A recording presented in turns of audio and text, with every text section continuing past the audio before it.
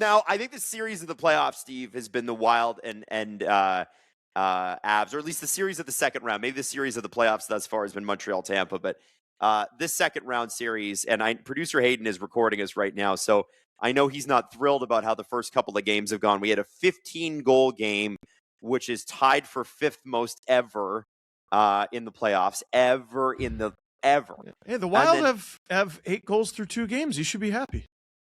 Right. The problem is that 6 of them came in the first game.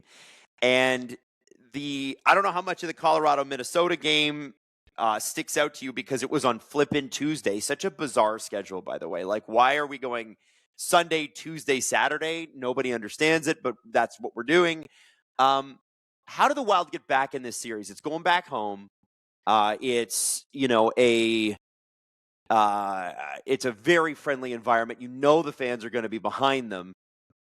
I know the Wild can do this. I just haven't seen them do it yet. You know what I mean? It's funny, and this is going to be more angering to Hayden than talking about the scores.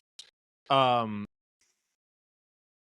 series is going exactly the way Drew predicted, which is if the Wild try to run and gun with the Avalanche, they're going to lose. That is what happened in game 1. Yeah. And the Wild led, I want to say, as late in that game as 5-4. Like, that's kind of nuts, but there were 6 goals after that. Yeah. Yeah. Like, yep. That's completely insane. Or maybe more. It doesn't matter. There were a lot of goals after that. And then game 2, you're still not really able to contain Colorado at all. Colorado is dictating the pace here. They're dictating the physical play, which is not what I would have predicted. Like, remember, especially with Trennan and Hartman and those guys on the other side, right? Yeah. Remember at the Olympics when McDavid just started hitting guys? Yeah. And we were like, I didn't know he could do that. But like, he chooses to hit for the first time in his career and he's just murdering everyone. Nathan McKinnon. Yeah. Like, yeah. He doesn't usually hit because he usually has the puck. Right? But he's running guys over. And it's funny. Yeah, of course you try to hit Quinn Hughes, but who's going to catch him? Hard to do. I mean, Nate. Nate's the only one that could. Quinn caught Nate a couple of times on some opportunities that Nate had. Like, people give Quinn Hughes shit for his defense sometimes.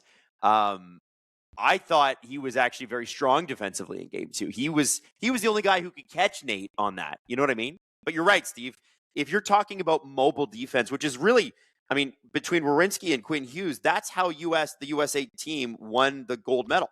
Yep. Is their mobility on the back end was so unbelievable that the Canadian forwards who had some speed, but not like that, at least not throughout the lineup, weren't able to kind of take advantage. Do you know what I mean? Yeah, and this isn't the Olympics. The Olympics are 2 weeks, adrenaline, fun. This is the Olympics times 4. Right. It's a war of attrition. Mm-hmm. There's a lot more meat, I think, in the Stanley Cup playoffs. But I would have thought the team dictating that would be Minnesota. Maybe that's exactly what they do in Minnesota. Matt Boldy activates. He's had a rough first 2 games, like, at least in terms of getting rocked. Mm-hmm. Like, they're not out of it. I mean, they got to lose 3 in order to win in 7, like I predicted. Yep. They would, because I'm a super genius, as you know. But I think they got to slow this series the hell down. Can I talk about, or can I ask you about the goaltending thing? Because in game 1, it was Wedgwood Wallstead. Wallstead had a great first round. Wedgwood had a great first round. I mean, Wedgwood didn't lose a game. That's pretty good. But we didn't expect him to either. Like, if Colorado hadn't have swept the Kings, we'd have been like, what's wrong with Colorado?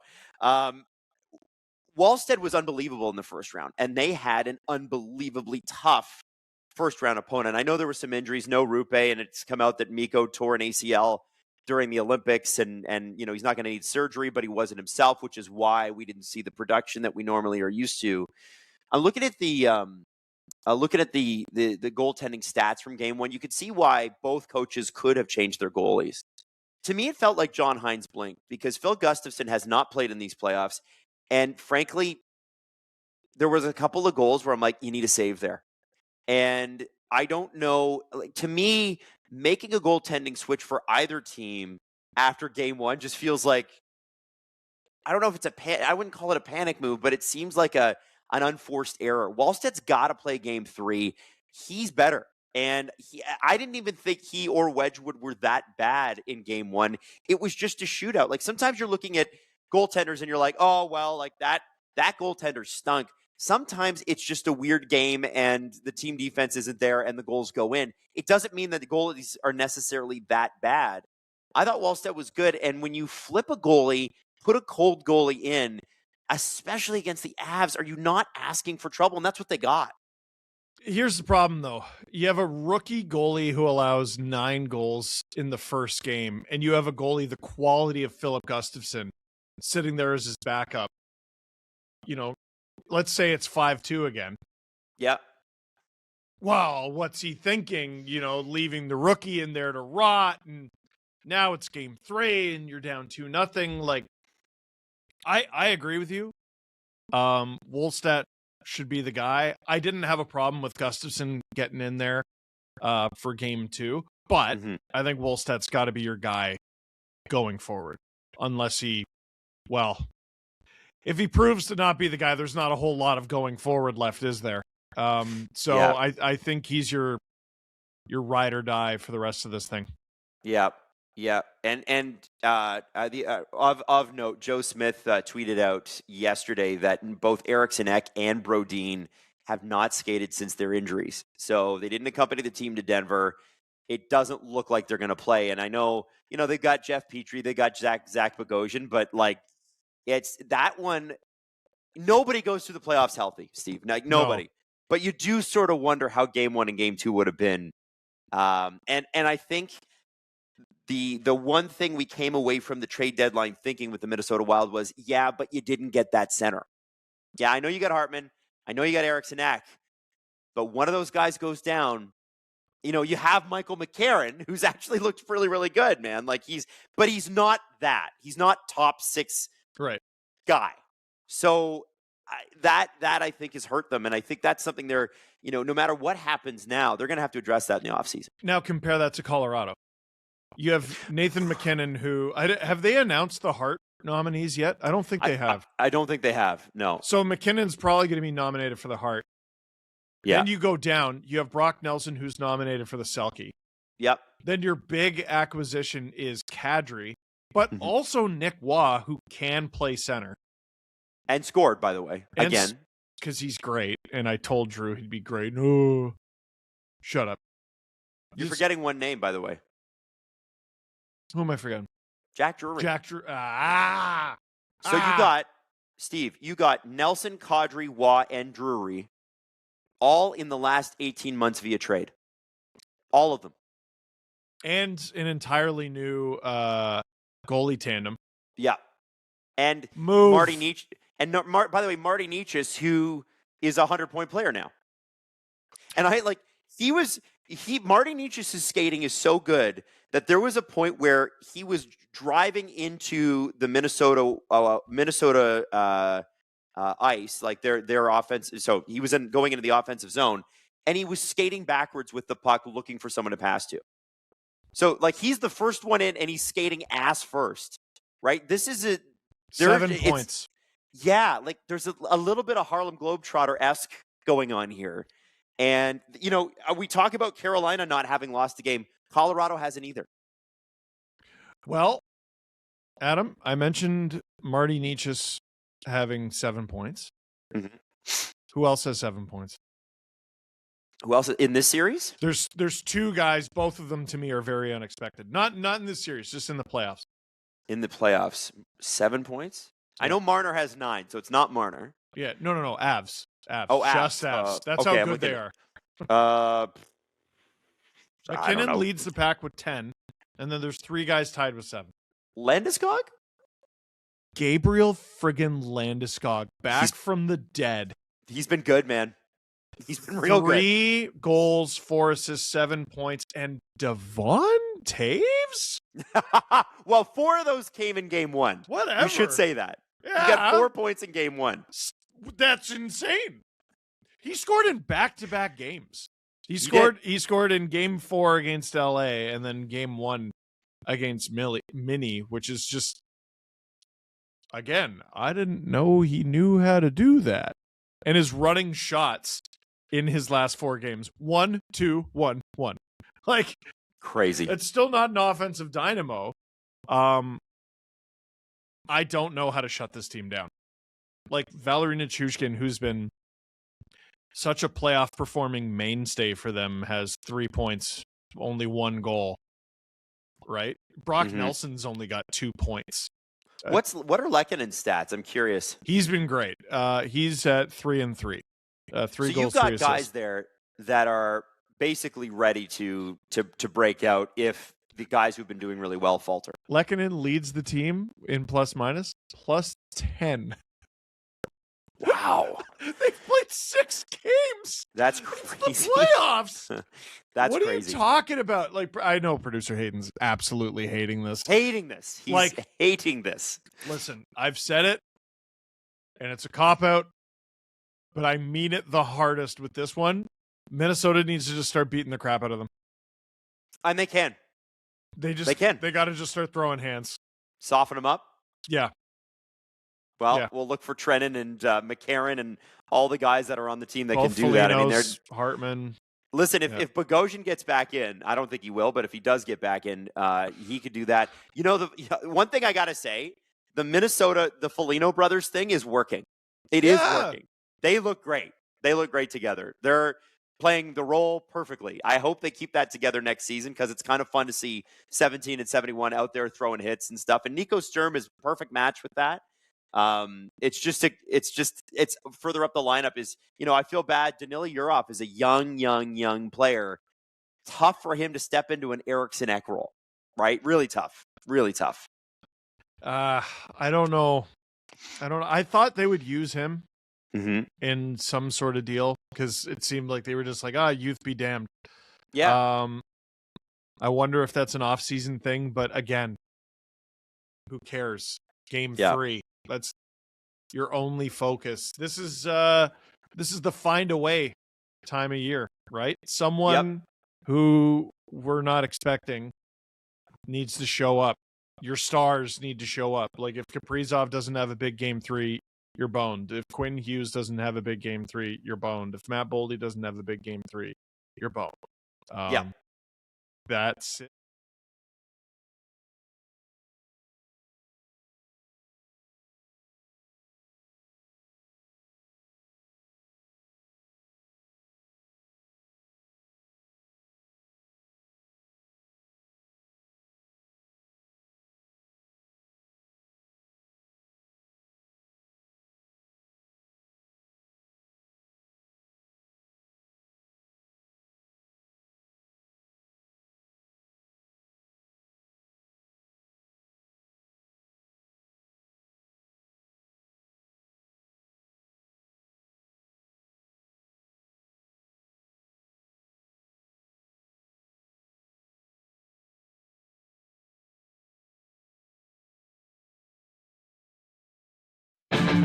Is it sane? Is it possible? Still I ask myself, are we Our game is not logical, but you contemplate, are we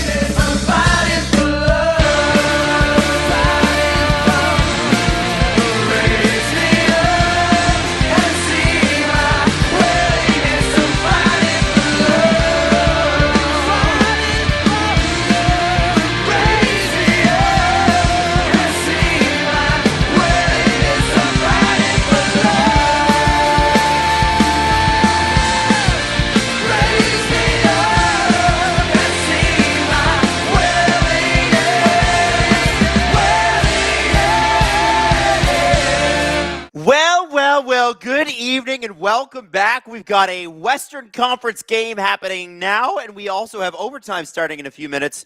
The Philadelphia Flyers just do not want to die. They want to give the Carolina Hurricanes their first loss of the entire playoffs. Now, I mean, I'll be honest with you. I kind of feel we're leaning Carolina on this one, but, it's the playoffs and anything can happen. Maybe we're going to see a big Philadelphia comeback, push to Game 7 possibly. I don't know, but I'm excited. And I'm excited that you're here. It's Saturday night. You could have been doing anything else, but you're here with me. And I was here last night. I know some of you were. I know some of you were not, but that's okay. And I just want to tell you something. That today, I got gardening prep done, and then I took a little nap. Okay, is that not the perfect day? Is that Hayden or Maddie saying? Is that for my mom? No, it's for me. Why would I garden for my mom? She could garden perfectly fine on her own. I'm gardening for me. Thank you very much. Francois Labelle says, "Watch out, Vegas. The Quackopolis is here." He said, "Man, I'm so tired. Wrong game. I misspelled Vegas too." Yeah, it is definitely the wrong game. Heather the Avs fan dropped 5 SDPN memberships into the stream. Logan Prescott says, "A joint stream?" I don't know if it's a joint stream. I think it's just a stream. Gripper Nation, how we doing tonight, said Sedin Magic 15. What's the lesser of two evils? Producer Drew's Avs winning the cup or producer's Hayden's Wild winning the cup? I think it's producer Hayden. Wes Richard, Daddy West dropping 5 SDPN memberships, and BJ dropping another 5 SDPN memberships. I think we're off to a good start tonight. I got to tell you, this series has been really, really interesting. I'm shocked that we're at a 2-0 result. And, kind of one of the things I think that's been really driving the issues that the Minnesota Wild have had with the Colorado Avalanche, as I bring up my notes here on the left, is the lack of Jonas Brodin and Joel Eriksson Ek. And so what do you do, right? Other than those guys getting healthy. What do you do? It's kind of tough to maintain taking on Nathan McKinnon and Cale Makar and everybody else. Then I'm looking at the lines from Michael Russo: Kaprizov, Hartman, Zuccarello, Johansson, Urov, Boldy, Tarasenko, McCarron, Trennan, and Foligno, Sturm, Foligno. That means no Eriksson Ek and no Brodin in the lineup tonight. There were some rumors that one or either of them could play, but it's tough. That's the 2 best defensive players for the Wild, so that the Avalanche are going to try to take advantage of that one. Shouting out everybody in the stream right now. And Matherman, I was at the store. I saw a Moosehead, and I thought, what would the SDPN crew? So now I am drinking a Moosehead. That's what I want to hear. That's what we want to hear. We should send this clip to Moosehead right now and just say, hey, guys, listen. You know what? Maddie makes a good point. Matherman, you are tonight's Clutch Canadian. Congratulations. 100% Clutch Canadian, brought to you by Moosehead. This is an impromptu segment. And I believe, did the Carolina, who did somebody just lose the overtime game? I can't watch both at the same time. So I'm trying to check the scores. And nobody has lost yet. Okay. Tom says, but Adam, I'm Latvian. Well, you should go to New Brunswick and check out their brewery and then report back. The Game Clown says, hype, we smoking weed and dabbing our sorrows away in SoCal. Sounds like a great night. Flocelli, much better than a Moose Bottom. Yeah, that's fair, man. That's fair. Totally fair. BJ says, I'm a gripper forever. Join the nation. Join the stream. So just a minute in on overtime. So I'm watching that happen right now. By the way, give me your picks for overtime in the Philadelphia game. If it's Philly who scores, if it's Carolina who scores, I'm going to say that it's going to be Travis Konechny, and I'm just going to go easy on this one, Logan Stankoven, because he's been such a stud. Those are my picks. Give me your picks. We got Konechny, Jarvis. Okay, like that one.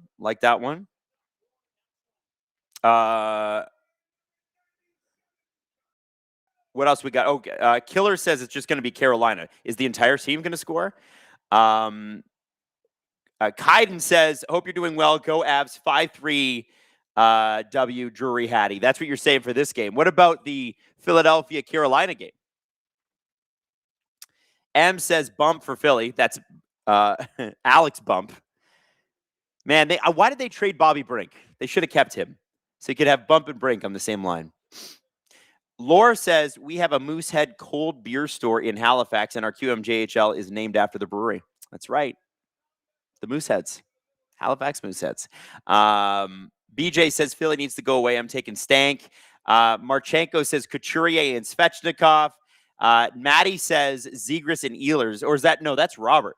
Robert is here. Maddie is here. Maddie's running the production. Robert's doing the chat tonight. So big shout out to them for being here on their Saturday night. Because I'll be honest with you, they're both much younger and cooler than me. And they could be out socializing, being with their friends and doing whatever the hell they want. But they're here with you and they're here with me. And I love that. Okay, so we always get the national anthem. I don't understand why Sportsnet insists on this, but here we go. Yes, we've heard the American national anthem before.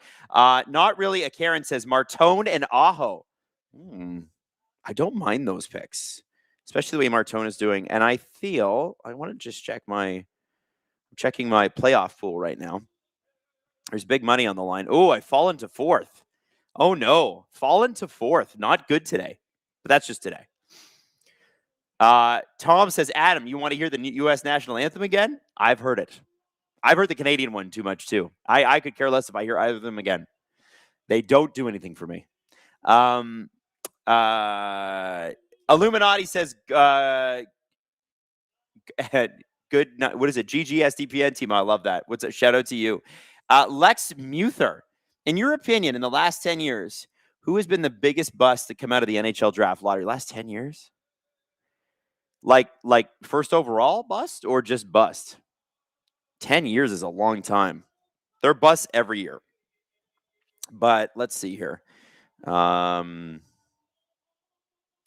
right. NHL draft history. Okay.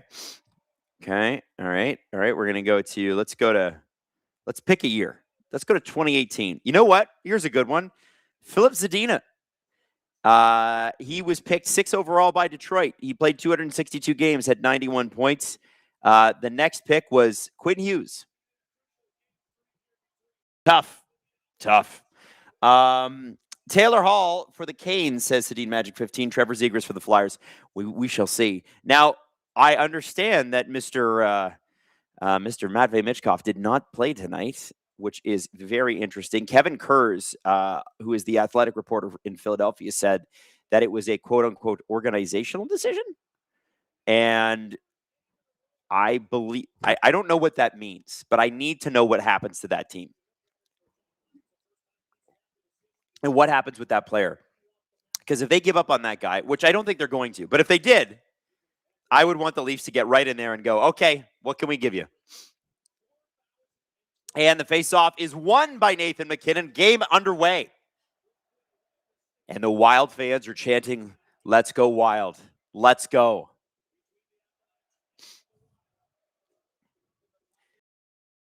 What does Minnesota do tonight that's different for the first 2 nights? Got to limit some shots on net. At least Jesper Wallstedt's back in. I think they overcorrected on that. Putting Philip Gustafsson in last game, it was pretty clear he was not up to par. Wallstedt is the man. And here we go. It's Kaprizov in, shot. And a good save by Wedgwood. Good start. Oh, yes. What is it again? Oh, right. So we have McFarland toys here, as you guys know. Like this guy who we gave away last night, this sassy Wild Wing. He's so sassy. Look at him. We gave him away yesterday. But we have a McDavid McFarland toy to give away right now. Well, tonight anyway. Make sure that you click the link in the description right now. Add your name to it because at the beginning of the third period, we're announcing the winner. So make sure that you get in for it. People are saying Canes or Canesing again. I don't even know what that means. Does that mean they're winning or losing? Minute into this game, and the Avalanche are already pressing the Wild in their own zone. McCarron line out there. These two teams have not played since Tuesday, so they're fresh. Johansson. Oh, Johansson should have shot that puck. Boldy.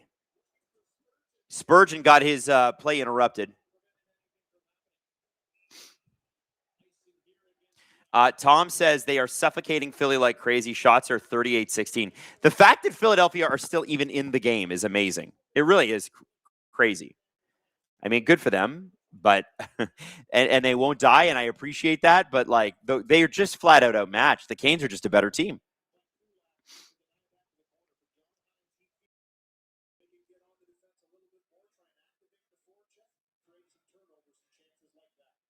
And it's a face-off win again by the Colorado Avalanche in their own zone this time.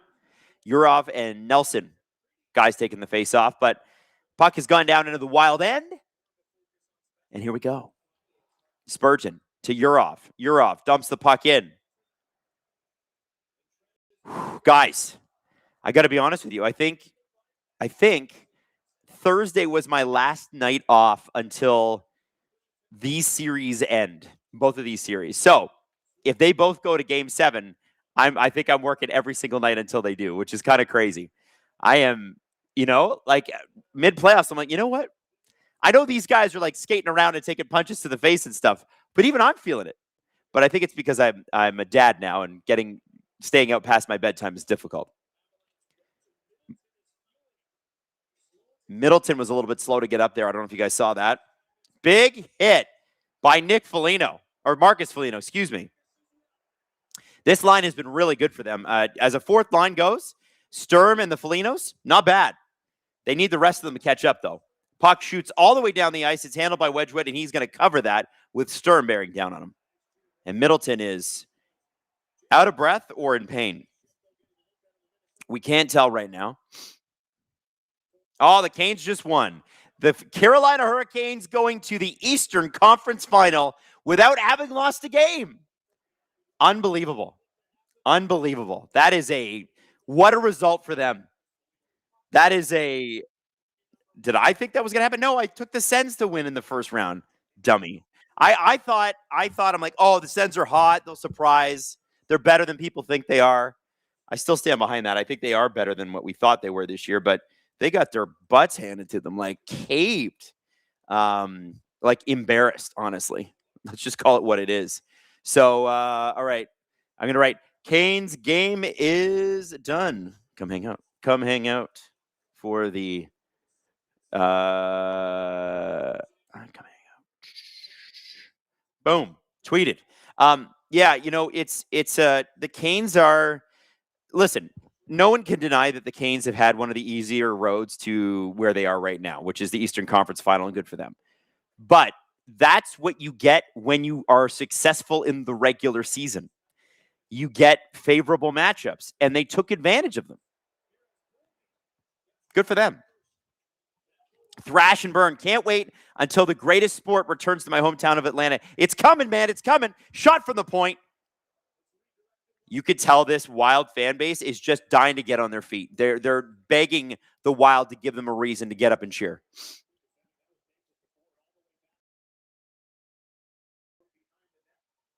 I got to say, too, my guy, Freddie Anderson, 8-0 in these playoffs. I was a non-believer. Austin Walker says, well, Montreal or Buffalo are in for a bad time. That's maybe true, but maybe they give them a hard matchup. Remember, those two teams had, I think, 104 points each. Ash Kova says the Canes are going to be off for possibly a week and a half if Sabres and Habs go to Game 7. Yep, they are, and they've earned it. Good for them. So Middleton is back out there, which I'm sure Wild fans will be thrilled about. The last thing you need is to lose another key player. He's so important. Brodin and Eriksson Ek not being here sucks. Oh, terrible.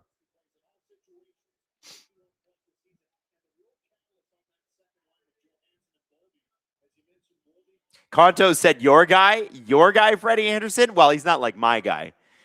I was the hater. I was the non-believer. And I still am looking forward to the Canes playing a team that are on their level. Because let's be honest, the Senators are not on their level, and neither are Philadelphia. The Canes have not played a team that are on their level. And Canes fans, you know that. You know you've been way better than every team, or you've been the way better team in every game you've played. It's not even really been close. I don't even think the Canes trailed through round 1, and then it was like how much of round 2 did they trail? A period or two? SLS98, someone check in on Insider J Money. Steve's predictions for this series is exactly true. Steve did call this. Steve called a sweep.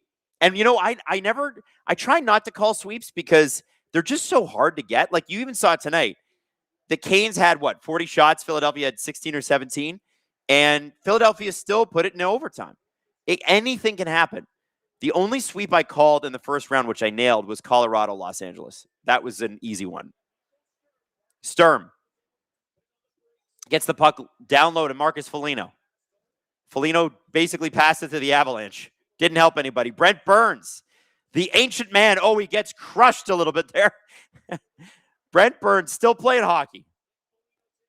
Nick Foligno flips the puck in. Marcus is chasing it. Oh, and he just crushed a Colorado defenseman. He's been throwing the body. He's trying to get the fans going. And Matt Zuccarello through center.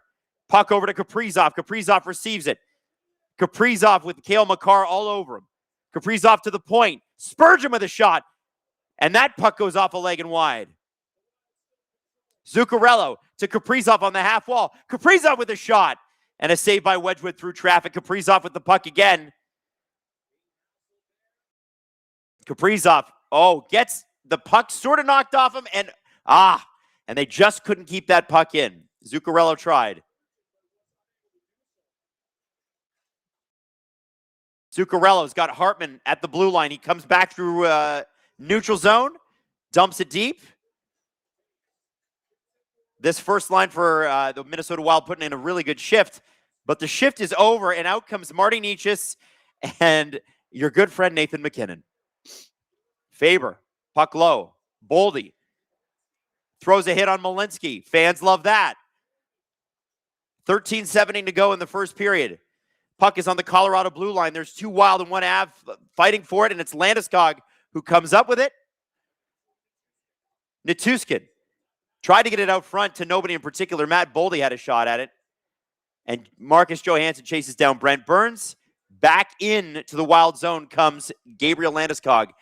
Cycles, flips it down to Vig. Val Nichushkin. Why'd I say Vig? I have no idea. Oh, and a huge hit by Gabriel Landeskog. Out come the Wild. Bogosian with the shot in. So Bogosian is in, and Jeff Petrie is out tonight. And that's an icing call.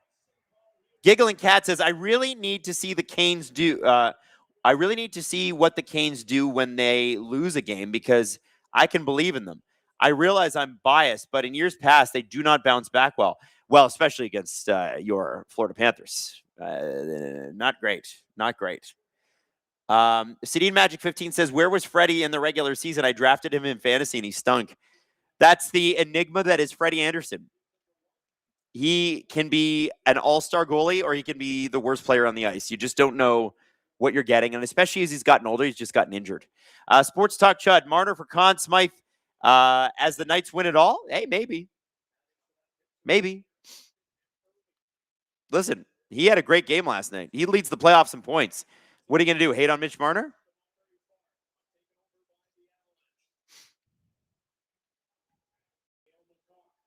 Makar. To Quinn Hughes. Quinn Hughes, 12 minutes to go, fires the puck to Kaprizov. He's got 4 abs on him. He gets stripped. Wild going for long stretch passes here through the neutral zone to just basically eliminate any sort of trap that the Avs are going to try to give them.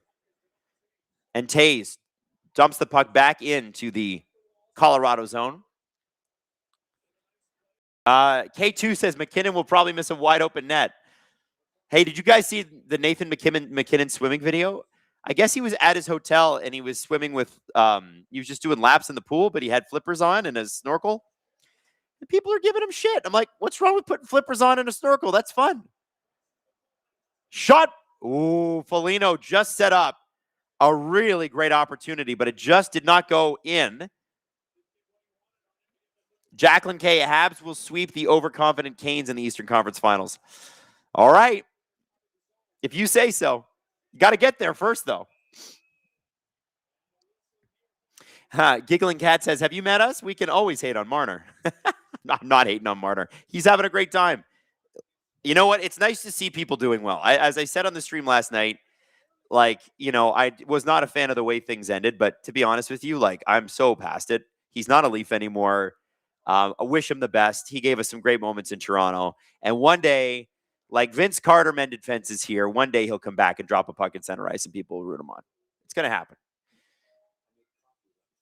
Hayden Matheson says, this is producer Hayden, has fart sniffer Drew been here spreading false propaganda? He is not. He is not. We don't know what he's doing. We don't know what he's doing. We don't know where he's at, Hayden. He's hiding. He's hiding. By the way, did you guys see the Jays game today at all?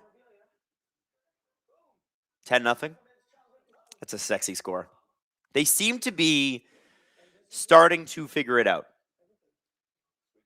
which is nice. Kind of needed them to do that. Alex says, I anticipate he will become like Marchand. We will love to hate him. Fair enough. Oh, it's 14-1. Well, I saw 10-0, and I was like, well, this game's over. It's 14-1. I think CJ was there, by the way, with his little boy and his partner. So I think that they got to see a pretty good game with a baby.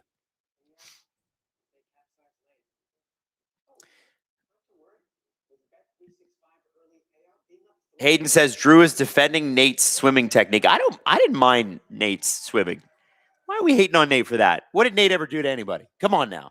Antimatter says Gripper Nation equals Flipper Nation. Exactly. Respect the feet, whether they are webbed or unwebbed.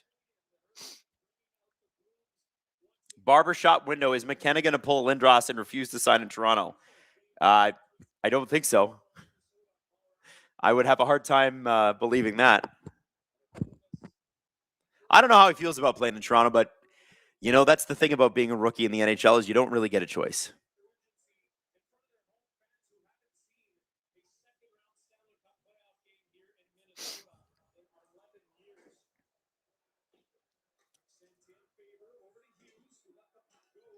I don't know if they said that right on the broadcast or not, but I believe, is this the first second-round appearance for the Minnesota Wild in 11 years? Maddie, can you look that up for me?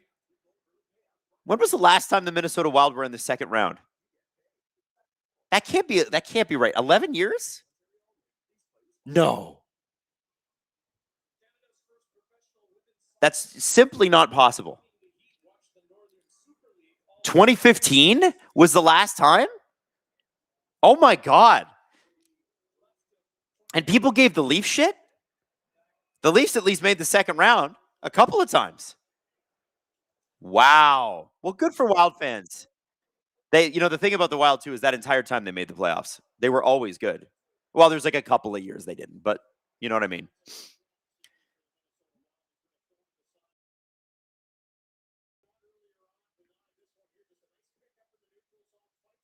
Who's really impressed me in this series, they're just showing a replay of him, is Ryan Hartman. I kind of saw him as third line guy who's kind of a psycho, and he's still kind of a psycho, but he's playing pretty darn well as a first line center. And I know maybe that's not, he's been there all year. Eriksson Ek obviously is the second line center. Yeah, I don't know. Kaprizov with a nice steal. He gets around Brock Nelson. Around behind the net, he's got one hand on the puck. Gets it to Zuccarello, and a shot. And that puck just at the last second was saved by Wedgwood, and then it kicked out where the Wild defense tried to get another shot, popped over the stick. Now it's Faber. Down low to Kaprizov. Kaprizov's got the puck. Gets it on net. Man. There was a mid-air swat, I think, by Zuccarello. And boy, could have been good. Giggling Cat said the chat window is not big enough to go into all the things Nate has done to us. I'm assuming Nathan McKinnon. Heather the Avs fan, propaganda. The Avs are undefeated this postseason. It's very true. Spurgeon with a shot. Good save by Wedgwood. Joe Hansen with a shot, and Wedgwood saves that too. Boldy with a save, or not a save, an interception, but he jump balled it. At center ice, puck went across. Nobody there to get it. Wedgwood would have been beaten. Boldy at center ice. Shook off a hit. He's got the puck again. Oh, he finds Bogosian. Look at Zach Bogosian. Immediately loses the puck. As you know, it is Zach Bogosian. Oh, no, we get a breakaway. Oh, what a save by Wallstead. Big save by Wallstead. Big save on Parker Kelly. Parker Kelly got away on a breakaway. All of a sudden, he was gone. And the puck did sort of dribble over the arm of Jesper Wallstead, but he was able to get that puck out of there. Look at this. Nice move by Parker Kelly. Wallstead just gets enough of it. It goes off of his mask and wide. Woo! That was close. That was close.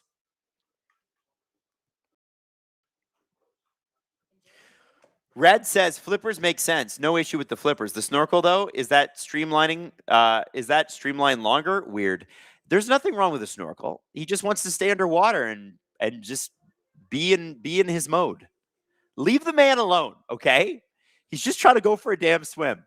Like, what's wrong with people? Also, who's taking that video? What are you doing? This man's just trying to live his life at a hotel. All right? Sports Talk Chud says, imagine how different this series would be if they didn't start Gustafsson last game. You know what? I do think it would be, but also if you're the head coach and Wallstead led in 9 games in the first game, like, I wouldn't have done it, but I understand why he did it. I don't fault him for that. Sadine Magic 15 says Wallstead should have started game 2. Listen, I agree. But and I didn't even think Wallstead and Wedgwood were that bad in game 1. I thought it was just a goofy game 1. But yeah. Tom says, fun fact, the Minnesota Wild have not been to the conference finals since 2003. Their 3rd year of existence. It's their only conference finals appearance so far. I think the Leafs' last conference finals appearance was 2002. Just the year before. And you know who they beat? You know who beat them? The Carolina mother effing Hurricanes. They were this close. They were this close. Terrible.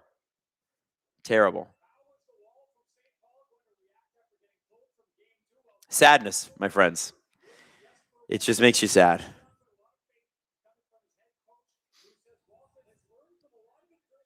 Wallstead is looking like he is sharp tonight. Looking like they made the right call there.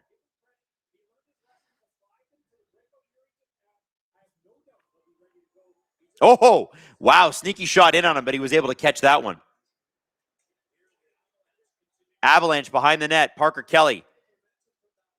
Out to Malinsky. Malinsky kind of slap passes one in. Oh, and the Wild tried to clear. It was intercepted by Kulak. And a bad pass, and now the puck is out of the Wild zone. Half shoot right back in. Wallstead stops it behind the net. He's a good puck player. Fans like that. He stopped a quick one.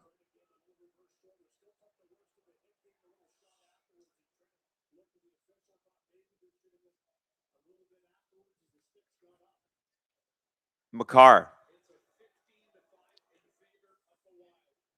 Hartman along the Wild board. Out to center ice. He missed Zuccarello with that pass. Back in come the Avs. Landeskog to Lehkonen. Back to Makar. Makar tried to find Lehkonen. He still got the puck behind the net. Quinn Hughes breaks that up. And I think there is going to be a penalty now. I can't tell if it's going to be Minnesota or Colorado, but I imagine it looks like it's Nathan MacKinnon. Oh, no. Nathan MacKinnon took a stick to the face. Is that what it is? I didn't see it. So it's favor to the box. Probably high sticking because Nathan MacKinnon was touching his face. Wow, Trennan with a monster hit. Good for him. Woo! He throws him.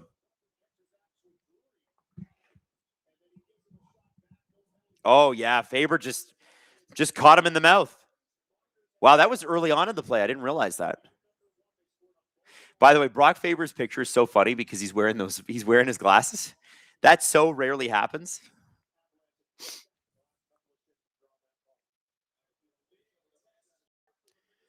All right, here it is for the Wild. Not great on the PK this offseason. Shot. Now, probably a lot of that has to do with the last couple of games, but still not a stat you want to be associated with. Kadri, to the point, it's Makar. Makar moving in, Kadri to McKinnon, and it goes off. It's just a little bit off that pass. Goes off the inside of his skate. Makar is able to grab. Wild change. Avs stay out.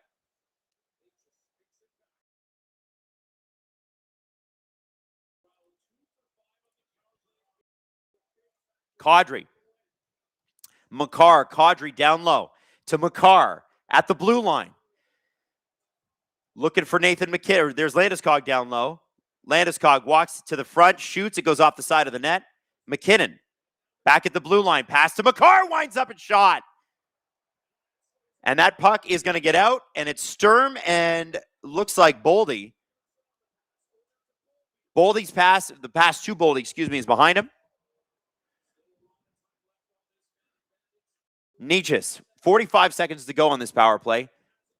Nathan McKinnon flying in.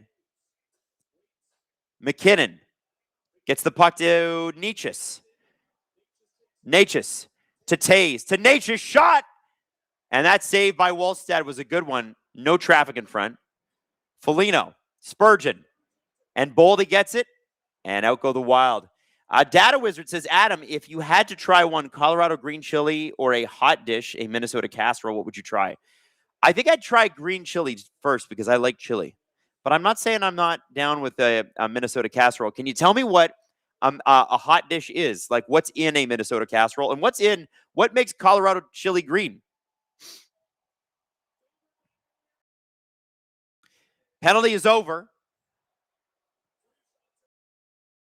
Avalanche had a pretty good power play, but also equally good were the Minnesota Wild on the PK. Didn't stopped any damage. Here we go. Malinsky with a shot. Oh, that took a weird bounce. And Hartman, I think, got hit in the face somehow, some way. I think it was with a follow-through of a stick. 5:23 to go in the first period. Quinn Hughes. He's got Hartman.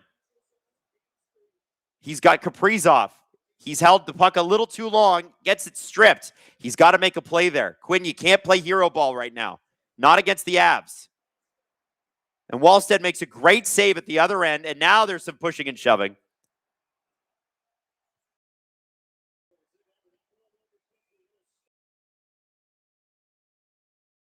Parker Kelly, and I think Parker Kelly and Ryan Hartman are going at it, as you would expect. If you're Hartman, you do not want to take a penalty here. Not to trade off with Parker Kelly, that's for sure.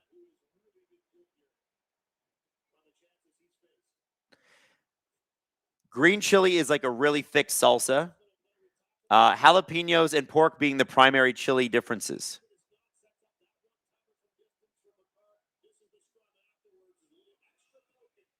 So a hot dish is defined as a meal consisting of 4 components: a starch, such as tater tots, pasta, or rice, meat, ground beef, vegetables, and a creamy binder, often of cream of mushroom soup.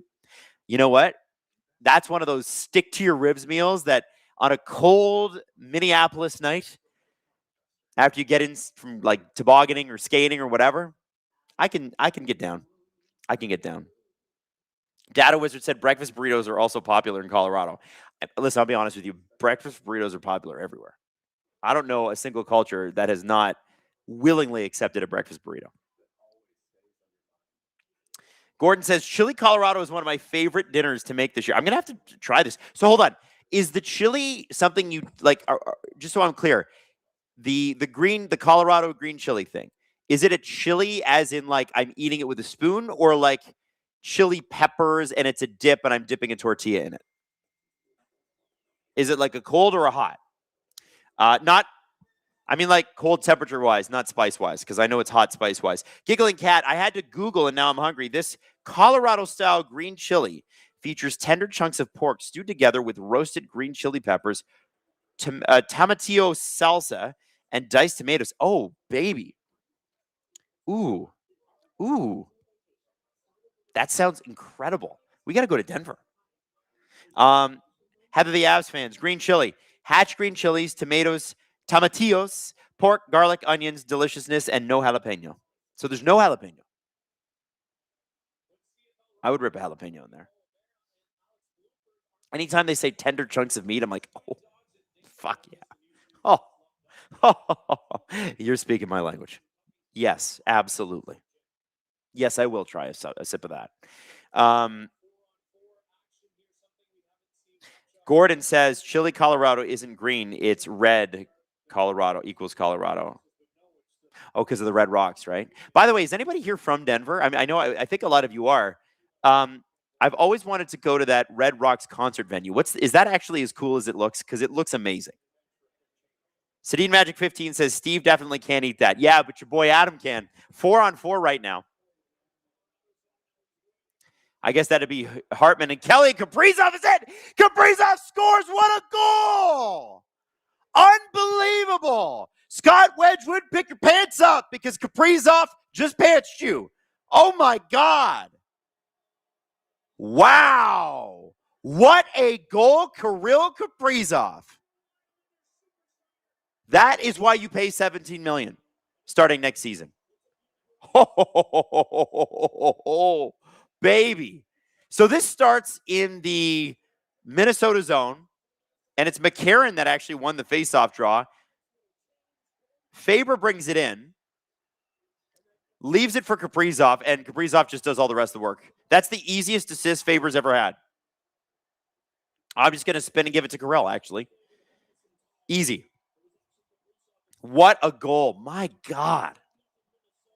Giggling Cat dropping 5 STPN memberships. Thank you, Giggling Cat. Let's go. Let's get some more VIPs in. I've been seeing some new names pop up. It's been cool.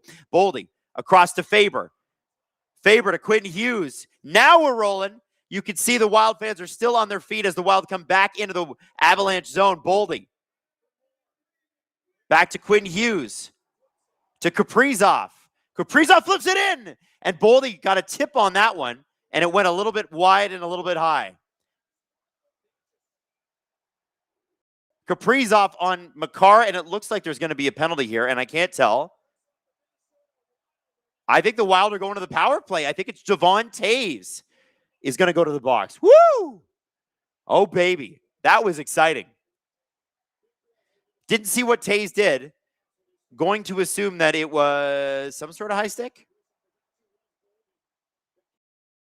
Oh, he got his stick in the gloves, I guess. That's a hook. Quick call. I'm surprised they called that, to be honest, just because they usually don't this late in the playoffs, but they're calling it. Good to know. D-Mac says, I live in Boulder. Red Rocks is an amazing place to see a concert. That's a bucket list thing for me. I would love to see a concert there, and I'm going to. I'm not even going to, I'm just putting it out there in the universe. I don't even know where I'm going, but I'm going. Or when I'm going, but I'm going. Boldy with the C gets kicked out. Zuccarello is going to take this face-off draw, and it is 4-on-3, which makes things even more exciting. There is a lot of ice out there. Get ready to skate. This is going to benefit a guy like Quinn Hughes, who that's literally all he does. Interesting that they've got Brent Burns out there killing this penalty with, him not being so fleet of foot anymore. But I guess all he has to really do is take up space and be big. Zuccarello at the point. Wild taking their time. Quinn Hughes to Zuccarello, just passing back and forth. Kaprizov down low. He's got Burns on him. Zuccarello. Zuccarello to Kaprizov. Kaprizov to Quinn Hughes. Quinn Hughes to Zuccarello on the half wall. He's high. Shot in. That puck is blocked. Shot again. Oh, and Kaprizov had a beautiful opportunity. Puck skipped over his stick. Zuccarello to Quinn Hughes. Quinn Hughes stops up. You can feel the anticipation. Scores! Quinn Hughes! Quinn Hughes! That's 2 goals in less than 2 minutes. The Minnesota Wild need a win tonight in front of their fans. It's their first second-round home game in 11 years. And they got a 2-0 lead. They're feeling good in Minneapolis. Woo! So you see here, Kaprizov should have scored a second one right there. And it just popped over his stick. And then Quinn Hughes does a really smart thing here. Just backs off, cuts back. He's got Burns, and then he just finds a corner. What a goal. That is why Quinn Hughes is who he is. Wow. Man. Timothy says, I'm a Midwesterner. Hot dishes, tasteless slop. Well, I got to try it at least once. Heather, the Avs fans, Red Rocks is an experience. Be prepped for a hike. I'm into it. Give it to me. Give me the hike. Giggling Cat drops 5 STPN memberships because she wants Nathan MacKinnon to go down. Bye-bye, Nathan. And by the way, the Wild are still on the power play. It's just not a 4-on-3 anymore. And here comes Tarasenko with a shot. He had a goal last game. Hughes keeps the puck in. What unbelievable skating. Oh, boy, that one almost got past the goaltender, but it was going wide.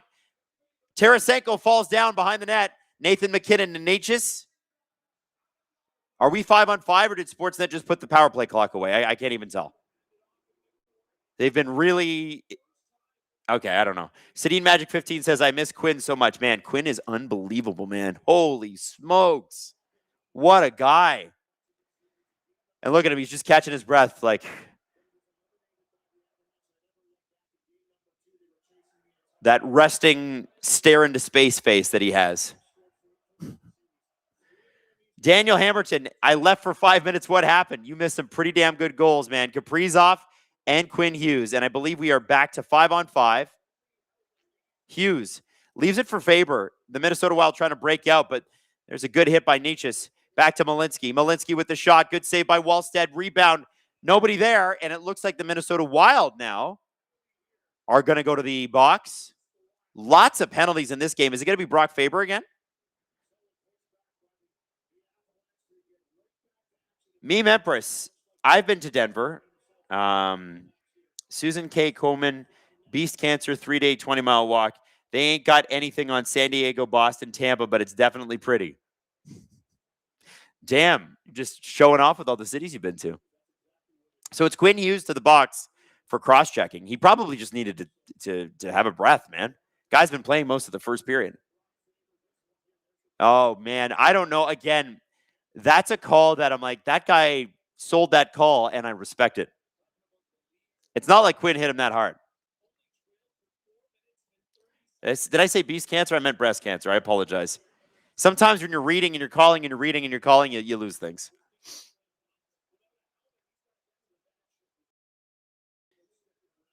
Sedin Magic 15 says, we all know this lead isn't safe, right? Of course not. Not against the Colorado Avalanche in the first period. Are we kidding? You gotta, if you're the Wild, though, you got to be careful about power plays because your penalty kill has been bad.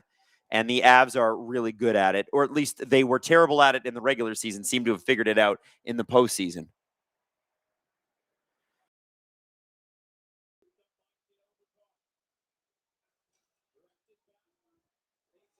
Natchez leaves it for MacKinnon. MacKinnon through the blue line, gives it to Boldy, not the guy he wanted to pass to. Boldy clears it down. Wild fans love it. 90 seconds to go in the period. 1:08 on this power play. Natchez through center. Natchez leaves it for MacKinnon. MacKinnon with the pass. Landeskog to the point. Natchez to Makar. Back to Natchez. Kadri open on the left wing or on the right wing.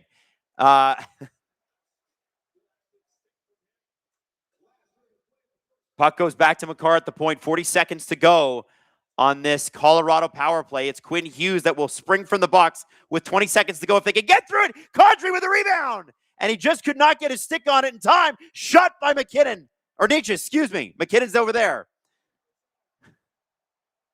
I need to be in the building. That's what needs to happen. Flo Celli says, suddenly I want some Nicorette. Yeah, I can imagine if you're a Wild fan and you're looking at your PK percentage being around 60% going, and it's we beat the Dallas Stars, and now we only have to play the Colorado Avalanche. You must be used to flop sweats at this point.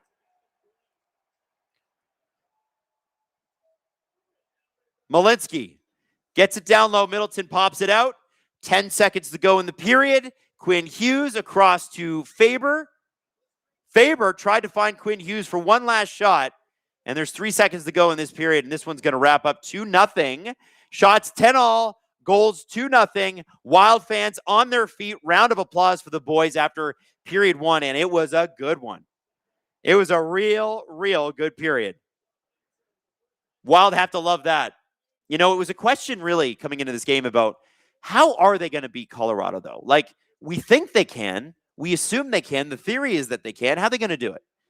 And it seems like it might be the goaltending of Jesper Wallstedt who's going to bail them out, and a couple of timely goals from the two biggest stars on the team.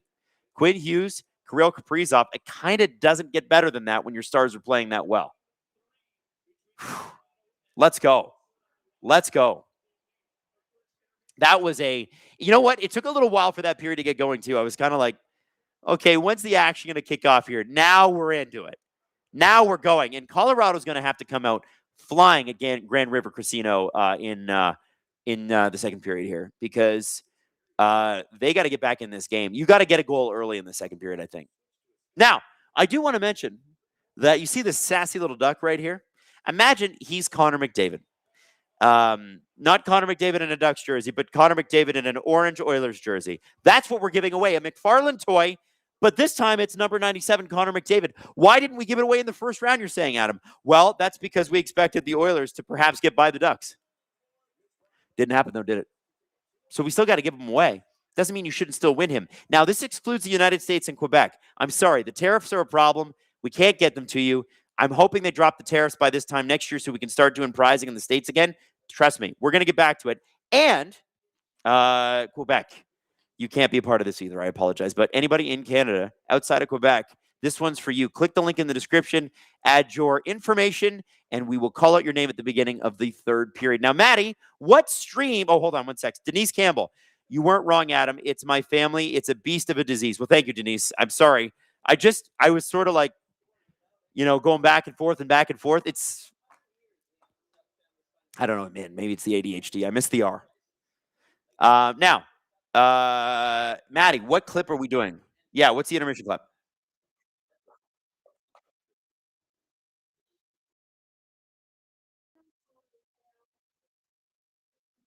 Okay, so how about we do a little Leafs talk? First off, Jay Sizzles, I'm watching from China thanks to my Saley VPN.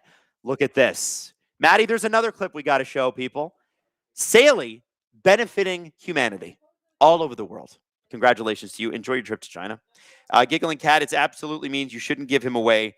Burn him. Wait, who are we talking about? Who are we talking about? Anyway, long story short, let's get into it. Toronto Maple Leafs, McKenna, and the defense. What are they going to do? Check it out. When it comes to Gavin McKenna, who I think the Leafs are going to pick, and you're going to get, you got to have the conversation of, well, what about Ivar Stenberg and what about Chase Reed? We know they like Chase Reed. Ivar Stenberg might be ready next season faster than Gavin McKenna is. I was listening to a really good, and I think we're probably going to have Scott on, but I had Scott Wheeler was on Leaf Report. I texted him and I go, hey man, do you like podcasts? What did he say? He said, I haven't done enough of them this week. What's one more? So we'll get him on. I haven't responded.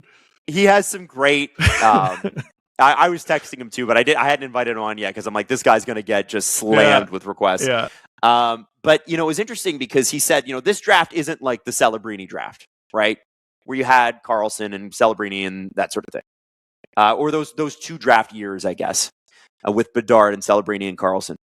But McKenna is a left winger who is a perimeter vision playmaker. He's too skinny right now. Let's just call it what it is. He's too skinny. He's put on a little bit of weight at Penn State. He's tall. He needs to put on more muscle. But they're 18 and they can eat 40 hamburgers a day and never gain a pound. Like that's just that's being 18. Beyond that, there are questions about compete level. There are questions about, he's got some bad habits I think that they're going to have to iron out. And I want to temper Leaf fans' expectations on this guy. And if he blows us away, that's great. Yeah. But if you're expecting him to come in and be what Austin was when he came in, don't. Like you got to remember 40 goals, guys. Like Mitch Marner only had 60 something points. I think 67 points his first season. That would be an incredible outcome. And Mitch was a great player out of junior when he didn't have the puck. Still a very strong defensive player. Yeah. Gavin is not. So you're seeing potentially elite level. So you're seeing comparisons to Patrick Kane and Kucherov and stuff like that. first off, it'd be a long time before he gets there. But we're talking about wingers who can control a power play, dominate the ice when they're on it, find guys, make everybody better. Gavin, when he's feeling it, can do that. But if you're expecting him to come in and explode and become amazing, listen, I hope he does. But even Macklin Celebrini didn't have the best rookie season. No. It was good. It was good. And so you need to have that expectation of, if Gavin McKenna's the guy, and I think he will be, you got to make sure that you understand that he's not going to come in and be Nylander or Matthews in their prime. Those guys took a long time to get to where they are. 50 points would be, I think, a pretty incredible outcome. Exactly. And you got to see in flashes of that eliteness, right? Jack, one thing that Scott brought up was Jack Hughes' first season. Was good. Mm-hmm. Wasn't great. Was good. You could see it, though, and it starts to come together in year 2 and year 3. It's so rare that a guy... Well, and so there have been criticisms of McKenna and his defensive play and his compete level. And I'm like, man, if 129 points in 56 games in the WHL at age 16 is him not trying... And like the Medicine Hat Tigers won that year. He had 38 points in 16 playoff games. Mm-hmm. Yeah, all right. Like, okay, 51 points in 35 games at Penn State. And like something else like that people are forgetting about McKenna a little bit is he's sort of a canary in a coal mine here. In what way? He was an elite, definitely number 1 overall pick in his year before draft year. And at that, by the way, comparable numbers in his year before draft year is Connor McDavid. Awesome. Great. Comp numbers. Crazy. Insane. He had 26 points more than the next closest teammate of his. So he had 129. Mm-hmm. Ozzy Weisblatt had 103. The next closest guy on the Medicine Hat Tigers had 61. Oh, jeez. He had more than double the guy at third. Wow. Do you understand? At 16. Yep. At 16. Yep. Right? But so he's the number 1 consensus guy. Then he goes to university. Mm-hmm. No one else, I can't think of anyone else who has ever done that. On account of it was illegal.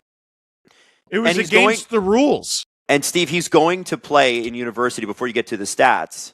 Guys that could be as old as 23 or 24. Yes. And he did struggle the first half of the season, but what happened in the second half? He didn't struggle. He had 51 points. The next closest guy had 42. In NCAA, 51 points. And that's with the first half of his season struggling. Yes, and just like going through the other top scorers on his team, 21, 20, 21, 21, 20. Jackson Smith was 18. Luke Misa is 19. Then 23, 23, 23, 23. These guys are grown men. Yep. Right? So yep. If his development in his draft year seemed a little wonky, I would absolutely believe it because he's taking a path like Austin Matthews that hasn't really been done before. Matthews went through the American developmental program and then was like, I'm going to give Switzerland a shot. Because I don't know, why the hell not? McKenna is the first high-profile draft year guy to do this because it was previously not allowed. So I'm not surprised that he struggled at first. I'm not surprised he got better. And that's maybe we can look at his NCAA season and go, that's kind of how we think maybe the NHL might go for him, which is you struggle, adjust a little bit at first, and then you start to get it. Yeah. You know, like in the back half of the year. So what that does, though, with the Leafs timeline is, okay, so you got McKenna, you're going to bring him in. Your top 6 looks something like this. McKenna, Matthews, Nyes, right? Cowan, Tavares, Nylander.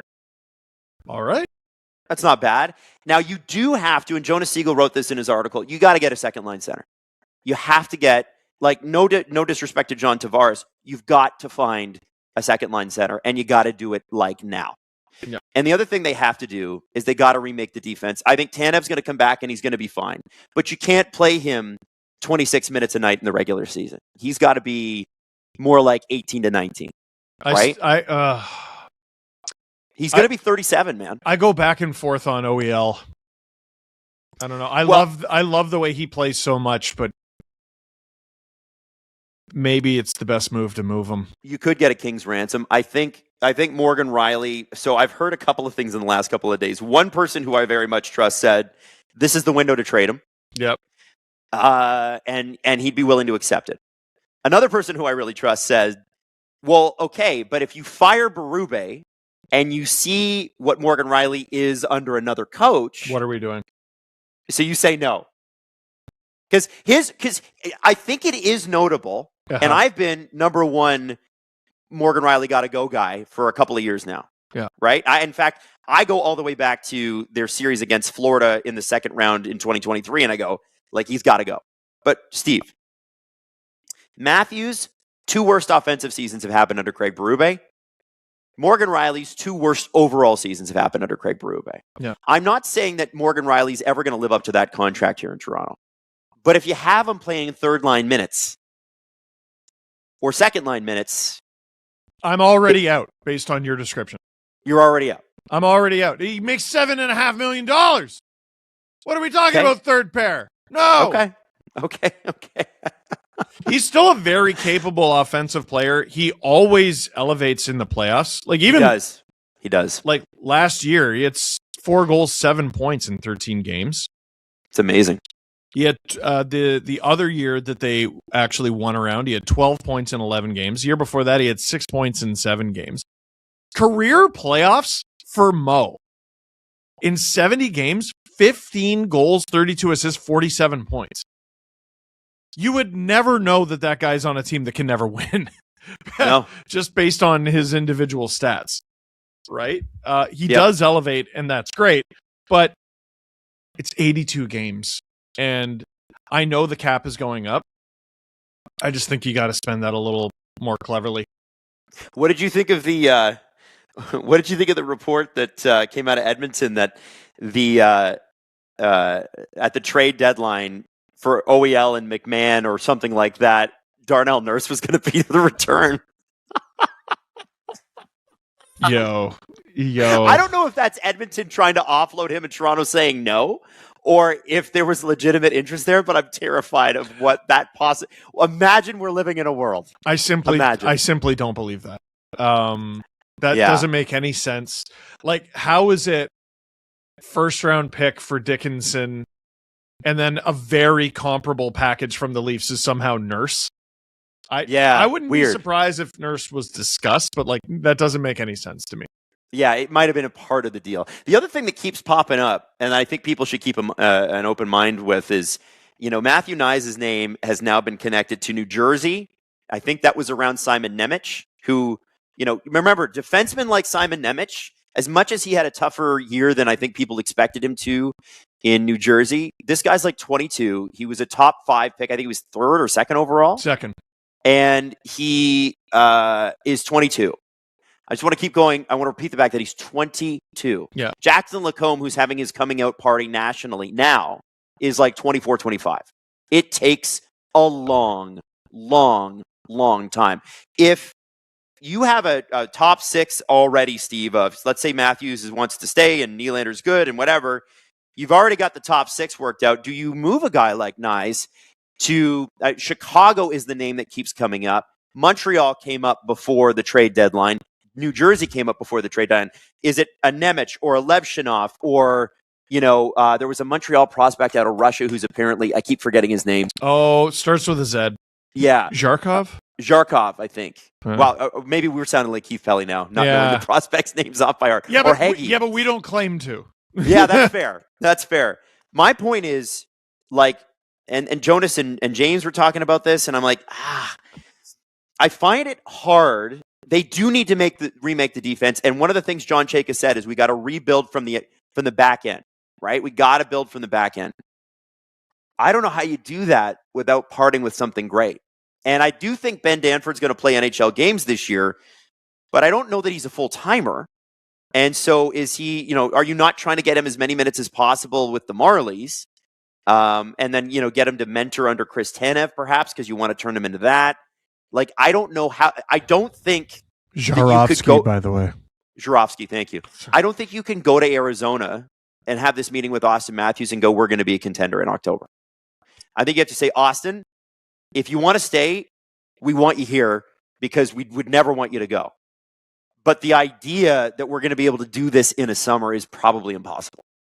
Right. Because ultimately, Steve, it makes way more sense to keep a guy like Matthew Knies, to me. Unless you're getting I don't know, like a Rowinski level, Adam Fox, Simon Nemec on the younger end. Like, you got to get a name that's like a number one guy. And I don't know, like, is Cowan a guy that they move? Like, this is where it gets like, it's your ice cream analogy. I want the ice cream that's $1.50, but no matter how many times I rearrange my quarters, I've only got $1.25. Right. Right. And the good news is they got the first overall pick, and you have more options than you did a week ago. You look at every criticism of the Leafs from last year. I just don't come away with the conclusion that Matthew Knies is the guy that you need to move. I understand he's got a lot of value. I do. Yeah. But I think that's such a key part of your team going forward.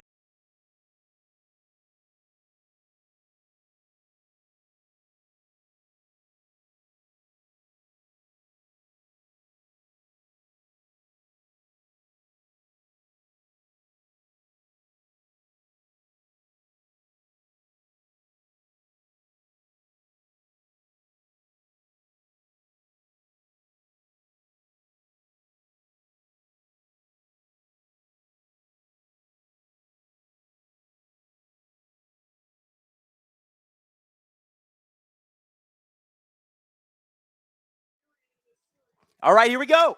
Period 2. Do not forget, we're giving away a Connor McDavid action figure, doll, toy from McFarlane Toys. All you have to do is click the link in the description, sign up, and in exactly a period time, so at the beginning of the third period, we're going to announce the winner. That'll be the first commercial break of the third period, although the draw closes, this is important, at the end of the second intermission, before puck drop. So make sure that you get your name in right before puck drop. Okay? All right. Let's get going. Really exciting first period, like crazy stuff. Have to love the way that the Minnesota Wild had come out today, and really taken it to the Avs. It's not easy to have a game at home. Your team has never done this before. There's not a single member of your roster that was on the team the last time you went to the second round. You're playing in front of fans that are starved for it. They love hockey in Minnesota. And they got an opportunity here to win their first at home since 2015 in the second round. A lot of teams wilt under the pressure. You saw the Ducks last night. They did not come out well. That was their first home game in the second round since 2018. Wasn't a good look. Wild are a little bit of an older team. They're ready for this, I guess. They look ready anyway. We'll see how the Avs come out, though. They're going to want to get one back, and they're going to want to get one back early. This lead ain't safe. No lead is safe in this. Ooh, good move by Faber. Gives it to Kaprizov. He just can't handle the puck, but Faber, whew, that's not bad 20 seconds into a period. Faber's got the puck again. He's looking, waiting. Gives it to Quinn Hughes. Quinn Hughes skating down behind the net. Quinn Hughes circles the entire ice. Hughes to Spurgeon. Zuccarello leaves it for Hughes. Hughes dumps it in. Hartman behind the net. Kulak pins him up. Oh, it was Lehkonen. Makar moved. Makar still got it. And it goes off of Spurgeon's knee, wide. Makar behind the net. He's got Kaprizov with him. Both looking for a change here. Kaprizov's going to get the puck. His legs are probably burning. He dips it low, or gets it low, dips it low. What is he? Is he dipping it low? I hope he's dipping it low at some point, but maybe not tonight. Boldy behind the net. Makar waiting, watching. Boldy shot! And that shot was too high, and, oh, man, Damon Hunt just gave the puck away to Nichushkin. And boy, Zach Bogosian made a great defensive effort with his stick there. Nichushkin was going to just walk in.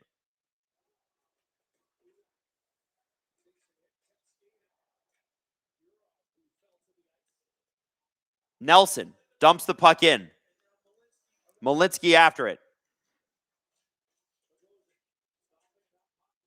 Bogosian over to the corner.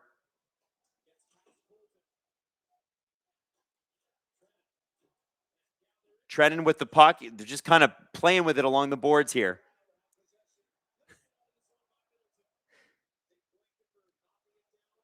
$17:51 to go in the second.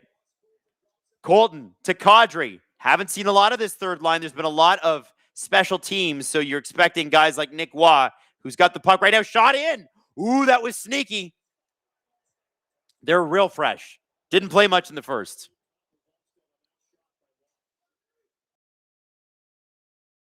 Puck fired off the ice by Spurgeon, and that is going to go all the way for icing. Oh, no. And they're not happy about it. Minnesota Wild think that they got there on time. That was Trennan.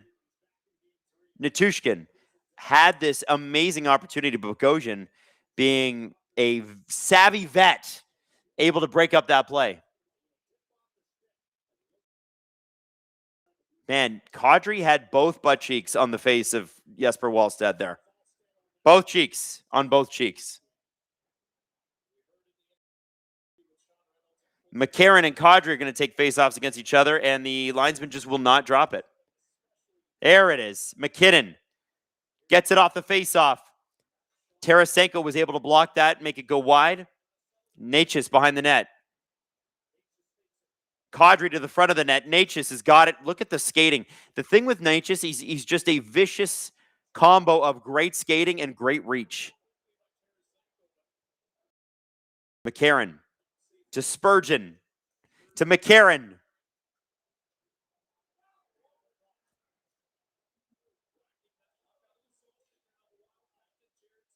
Spurgeon with the puck. Woo! Okay, so these two teams are a little bit of an arm wrestle happening right now. Not a whole lot of excitement at either end. Let's just call it what it is. At some point, Colorado's going to have to make a move here. And the question is, are they going to be able to capitalize on it, or are the Wild going to be able to capitalize on the risk Colorado will have to take? Hughes just draws a penalty. Actually, did you see that? Quinn Hughes was like, what? And the ref hand goes up. Parker Kelly going back to the box for the second time tonight. I think that's a hooking or a slashing. One of the two. Woo! Minnesota Wild have been pretty good on the power play tonight. They've looked strong.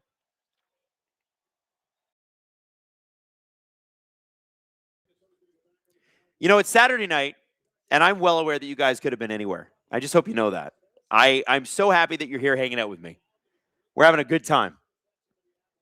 Whether you're a Wild fan, an Avs fan, or just a sicko that loves hockey and wants to hang out with cool people here in Gripper Nation.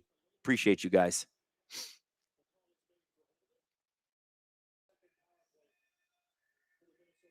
So Quinn stays out for the power play. He'd already put in a good long shift, but, you know, it's Quinn Hughes. He's going to stay out.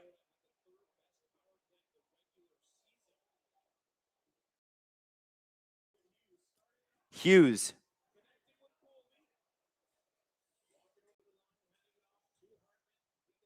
Boldy.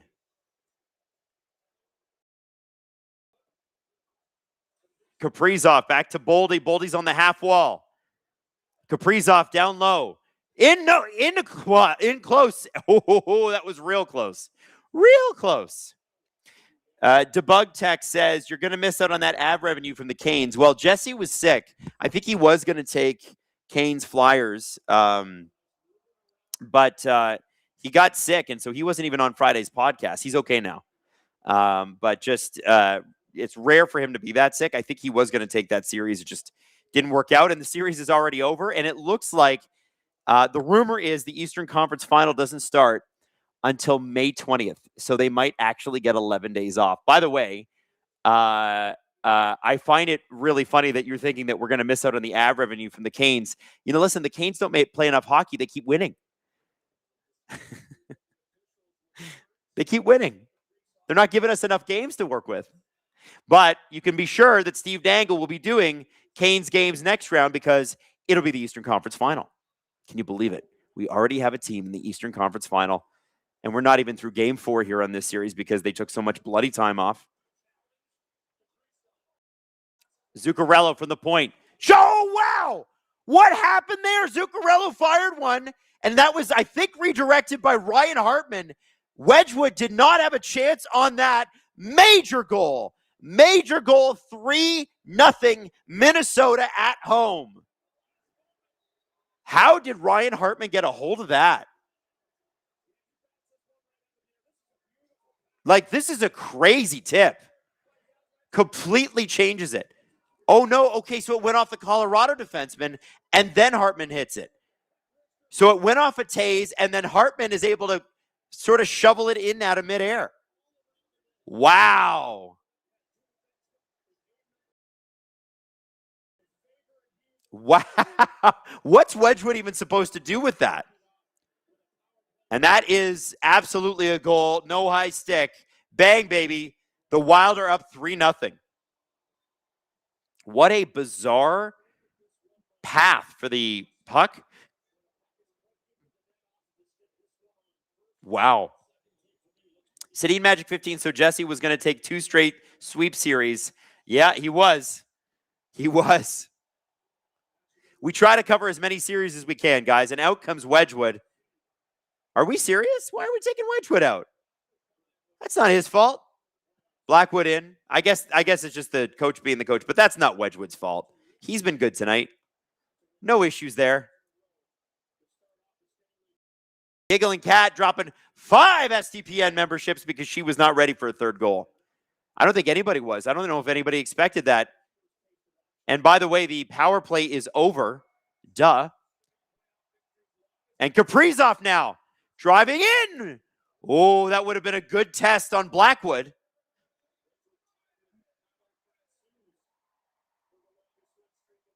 Devon Taves. The Avalanche have not lost in these playoffs. Still not guaranteed that they'll lose this one. Let's be honest. They are the Colorado Avalanche. McKinnon comes in offside. Looks around grumpily because that's just Nathan McKinnon's face. Sedin Magic 15 just trying to spark the team by pulling the goalie. Oh, Hayden Matheson is having a good time here. Producer Hayden in the chat bragging as he should be.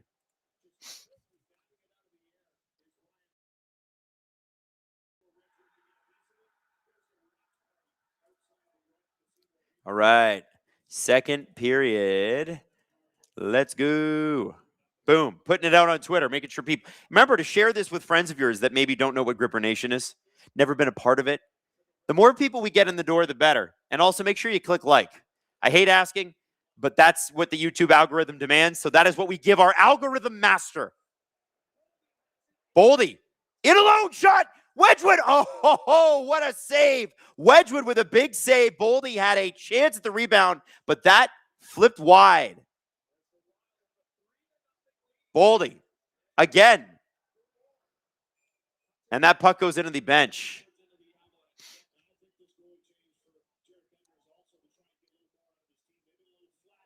David Williams says, Hardwood is the third goalie, right? Yes. They had to get the Woods. The wedge and the black.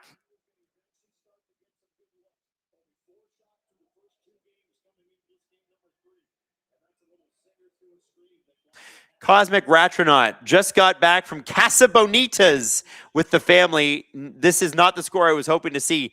Oh, man. That's the South Park restaurant, right? I would love to go to Casa Bonitas. I got to go to Denver. I got to get out there.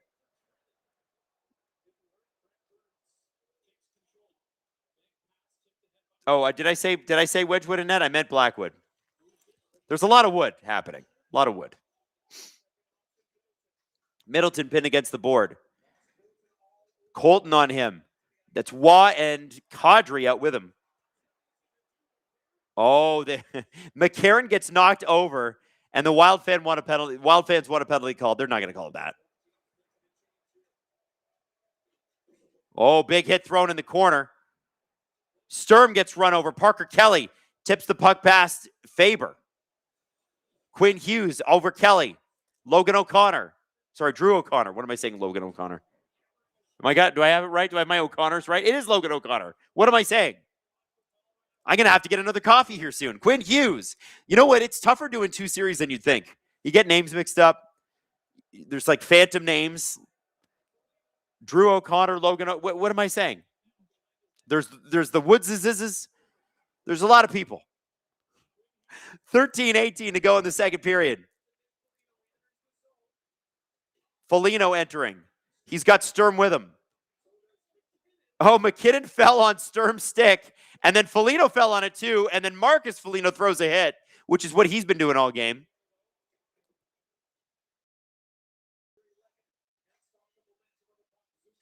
Zuccarello tried to make a pass, but that's intercepted. McKinnon, tenacious, in open ice, and he puts the puck wide of Wallstead. Puck along the boards now. Foligno still out there. He's got Spurgeon and Hartman with him. Kaprizov waiting to get on the ice. Puck's back to Nietzsche at the point. Avs trying to get it going, and the puck will go over the glass. 12:29 to go in the second period.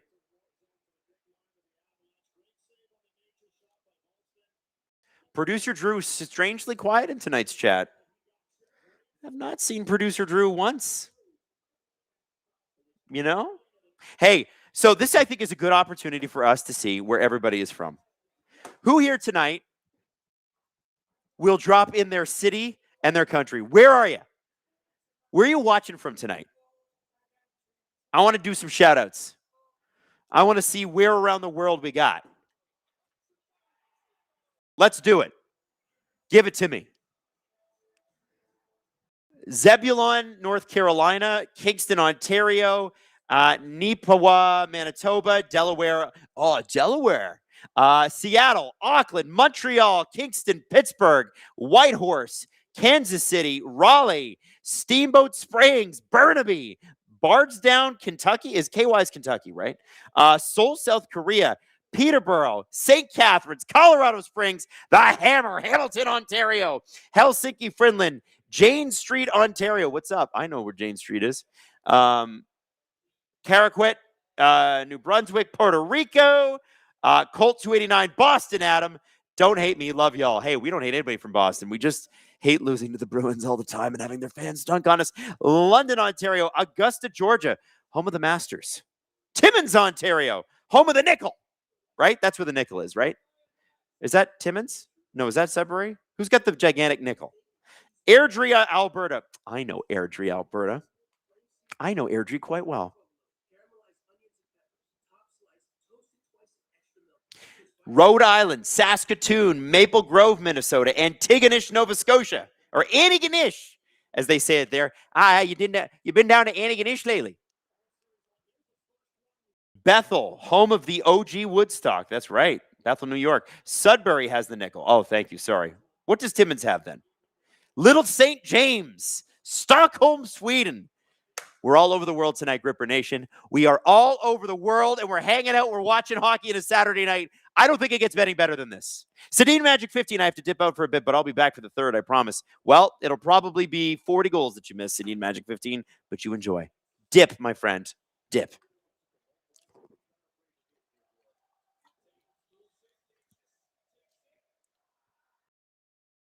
Living on a prayer, going ringing out in the rafters with the Minnesota Wild fans right now at Grand River Casino Arena. Hughes gets knocked down. McKinnon in. Faber on him, and a good save by Wallstead. Landeskog had an opportunity to good rebound there, but that was broken up by Quinn Hughes, getting up from being hit. McKinnon at center ice, man. Listen to the Wild fans. They are loud this evening. They are loud.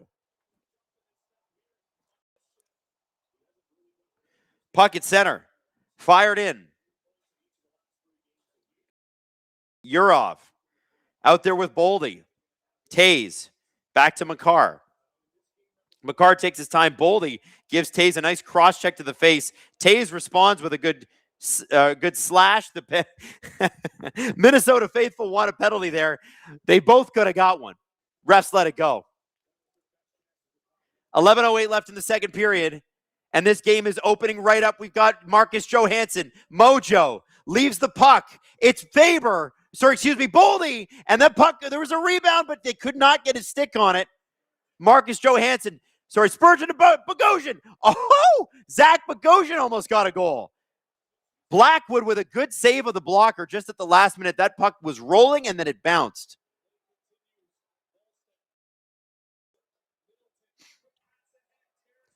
Tarasenko now.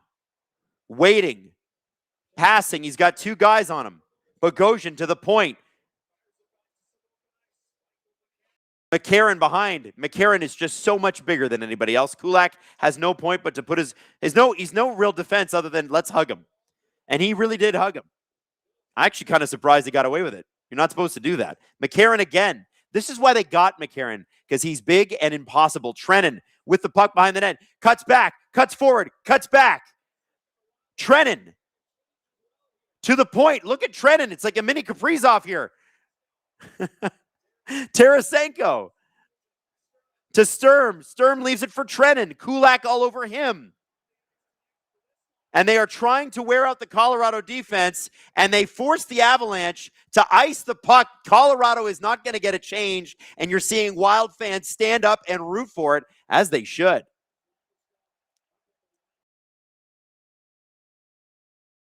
Some pretty impressive offensive zone work here that Sportsnet's not showing right now. They're just showing the Avalanche stuff, but the Johansson to Boldy there, Kulak was just got his stick in there.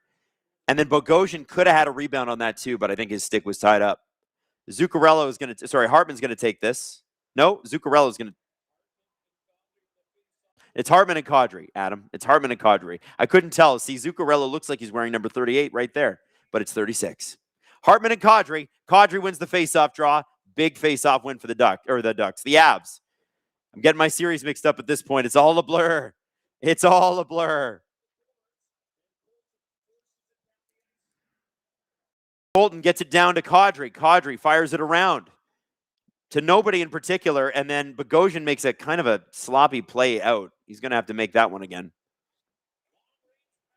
Pass. Kaprizov. He's got Zuccarello with him. Kaprizov cuts back to Quinn Hughes. Quinn Hughes cuts back to the blue line. Looking for a passing lane. Quinn Hughes. Faber. O'Connor all over him. These guys are skating now. Wild are looking real fast tonight, using their speed against the Avs and using that second change as well. Faber fires it in. Blackwood out to play it. Burns behind the net as the Colorado Avalanche and Minnesota Wild are both changing. Back in come the Wild. It's Foligno with Sturm. Sturm back to the point. Bogosian to Middleton. Natchez gets run over by Bogosian. Run over, but he gets right back up. There he is again. He's probably going to want to burn Bogosian on this one. Landeskog, Natchez to Landeskog. That shot is turned away easily by Wallstead. Nathan McKinnon to Makar. Avs turn to put the screws on. Shot across, and Wallstead saw it, but it just went wide of the net. Bogosian with a huge hit on McKinnon. Malinsky now at the point. Malinsky backhand pass down to Landeskog. And another hard hit. And it looks like there's going to be... Is Bogosian going to the box for something? What? For what?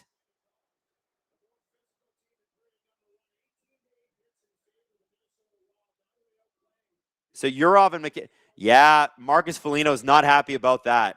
Yurov is laughing at McKinnon, saying, you dove. What happened here? So Bogosian just crushed McKinnon. That could have been boarding right there. Dangereux. Okay, yeah, Foligno did kind of charge him. He did have a 1, 2, 3. Is it a charge or is it interference? I don't know. The Johnny Boy. When y'all won the lotto, I was mad at you because you guys have actually been somewhat realistic. Too many Leaf fans have been stupid with their offseason wish list trying to trade Carlo for Harley or McTavish. Hey, Johnny Boy, listen, there's a lot of us in Leafs Nation, and there's a lot of different opinions, and you can't take one Leafs account and go, everybody's like that. You just can't. Just like I can't get mad at all Sens fans because some of them are jerks sometimes because we're Leaf fans. Most of them are really nice, actually. Most of them are cool. But yeah, like I understand, but like it's a broad spectrum of people with, and whatever. We hope on the Steve Dangle podcast, even though we are fans, that we are at least able to give you a little bit more than just rah Leafs, which I think we do a good job of. Oh, Natalie Ye dropping 10 SDPN memberships. That's my wife, Natalie. Dropping SDPN memberships in there. She wants you to view VIP. We've had a lot of new VIPs these last couple of months. If you're a brand new VIP, I'm curious about this. You get the extra episode every single week. So if you just got a VIP, that means you got a green name now. Congratulations. Thanks to my wife who loves me. And I want to know from you. I want to know from you guys. Can you tell me who is brand new to VIP and checked out their first VIP episode this month? What did you think?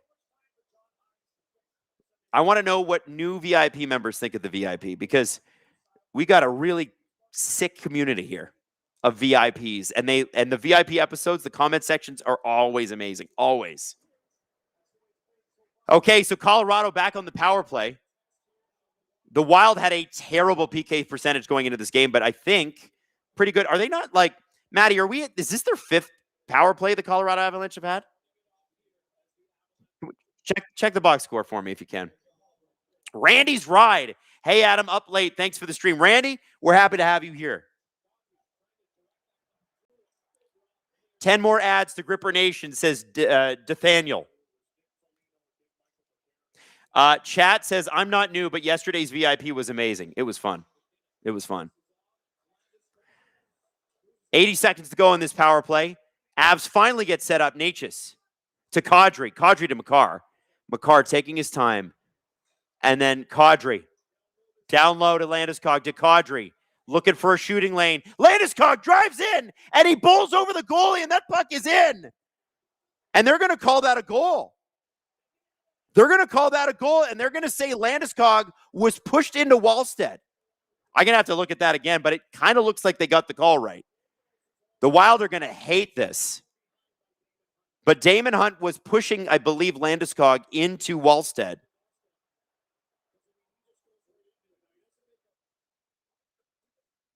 Just hold off here, Maddie. So Landeskog just does what Landeskog does, right? Kadri gives it to him. Nobody cut. Okay, so they're saying that Landeskog, okay, but Landeskog's already in the blue paint before Hunt touches him. So is that goaltender interference? Because look, he is in the blue paint with the puck, but he doesn't have the puck there. And then Nate McKinnon is able to shovel that one in. I don't know how you call this, but the call on the ice is a goal. So are they going to challenge it?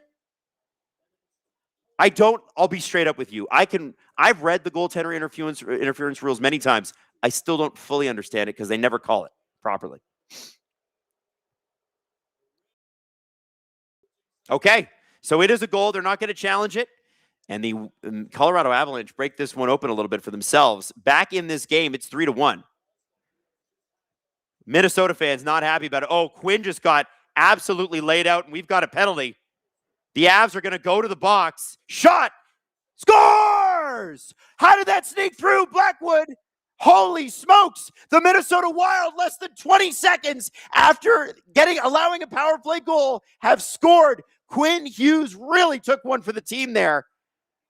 It was a delayed penalty call, and Faber gets a great shot on Blackwood that, honestly, Blackwood needs to have. You got to have that. Watch this. Quinn Hughes gets absolutely run over by, is it Parker Kelly that's going to get the call there? Or is it O'Connor? Okay, was that tipped in by Faber? Is that what happened? So Tarasenko shot it. Faber Oh, it just went off the knee of Faber. Ah, there you go. Giggling Cat dropping another 5 SDPN memberships. We have so many new members. Come join us on VIP. And it's 6:29 left in the second period. 4-1 Minnesota. Does this game feel over to you? Because it doesn't to me. I'm going to be honest. Austin Walker says, Nate Dogg stick. Now I'm in danger.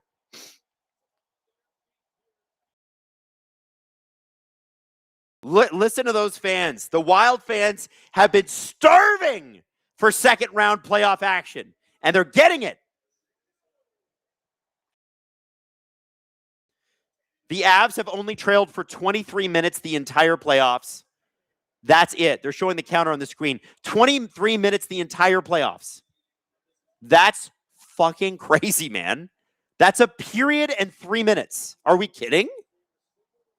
They're going after Quinn Hughes hard, by the way. The Avs are, they're like, you know what? Let's just hurt him. What if we hurt him? Minnesota has drawn 4 penalties. How many power plays have the Avs had tonight? 4 power plays? And the Minnesota Wild have had 4? 3. Okay. Interesting. Well, they would have had a 4th there, but they scored. So, Giggling Cat, I think the call was for the Avs just to see I think that call was a goal for the Avs just to see if the Wild would want to delay to go to review. No one knows what goaltender interference is. That is true. That is very true. Nobody knows. Detroit fan in Montreal, Adam, have you ever laughed harder than the VIP episode where the guy was live streaming counting to 100,000? No, and I haven't. I don't know if I have. And the funniest part about it was how angry Steve was. It just made him mad. The guy was like, 9,982, 9,983, 9,984 for no reason. 5:36 to go in the second. Avs win the offense or the defensive zone face-off for themselves. Faber, puck is in his skates. Natchez all over him, but Quinn Hughes is able to corral. Natchez, one of the few guys on the ice who can actually skate with Quinn and keep up with him.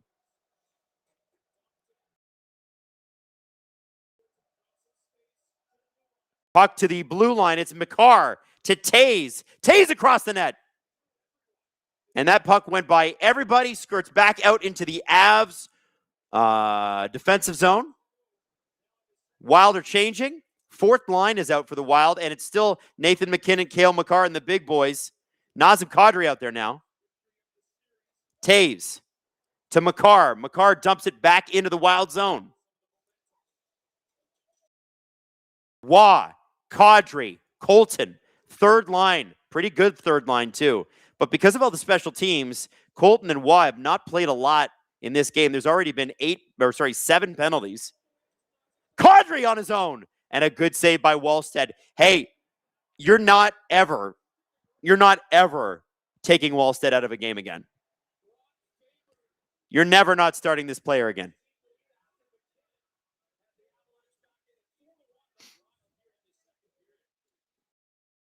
Woo!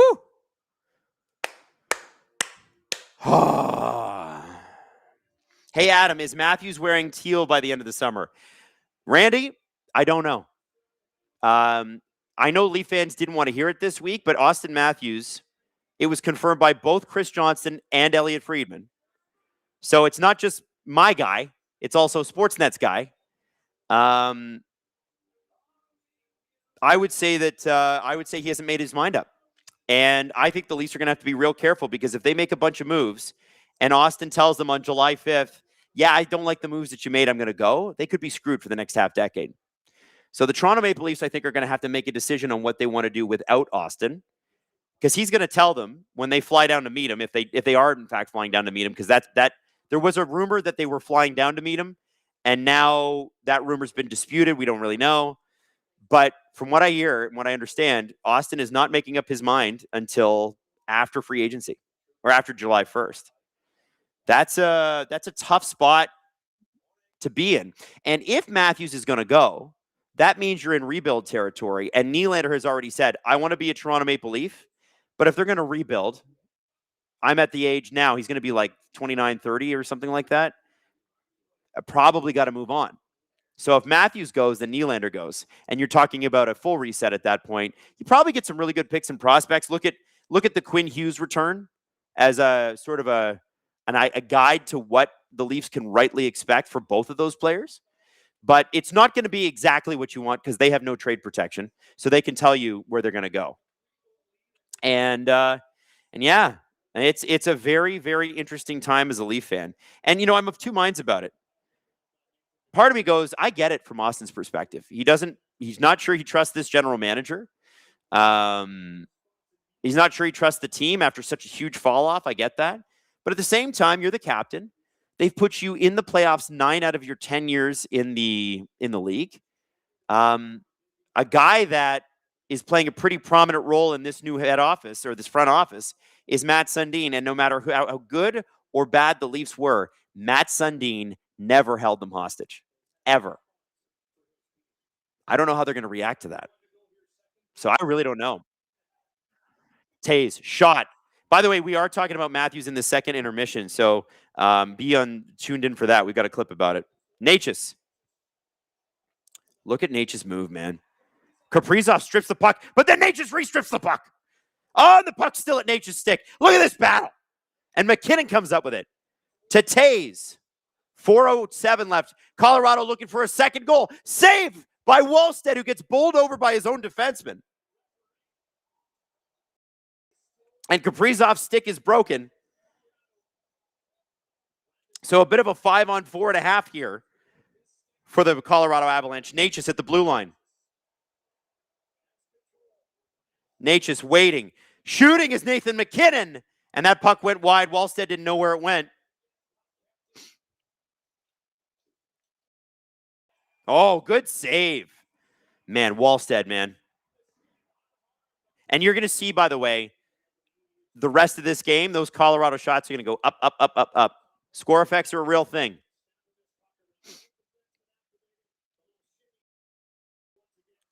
Colt 289, how honest is Matthews required to be about his health? With the Leafs, full transparency. With us, zero transparency. So the Leafs know everything. They know everything that ails them. 3:34 left to go in the second period. Epic says Wylde are so impressive tonight. They're skating the Avs into the ground. Look at Marcus Foligno here. Just hustling. Marcus Foligno and Nick Foligno in the year 2026 being effective fourth liners. Let's go. Nick Foligno out front to Marcus. He can't find that puck. Nichushkin to Brock Nelson. Nelson and Nichushkin. Nelson. Nick Foligno tried to reverse hit while he had the puck. Not sure how well that worked out because the Avs now have the puck. It's at the point. Shot. And it is blocked and into the crowd. Malinsky, man. Watch out for this guy. He's real good. He's real good.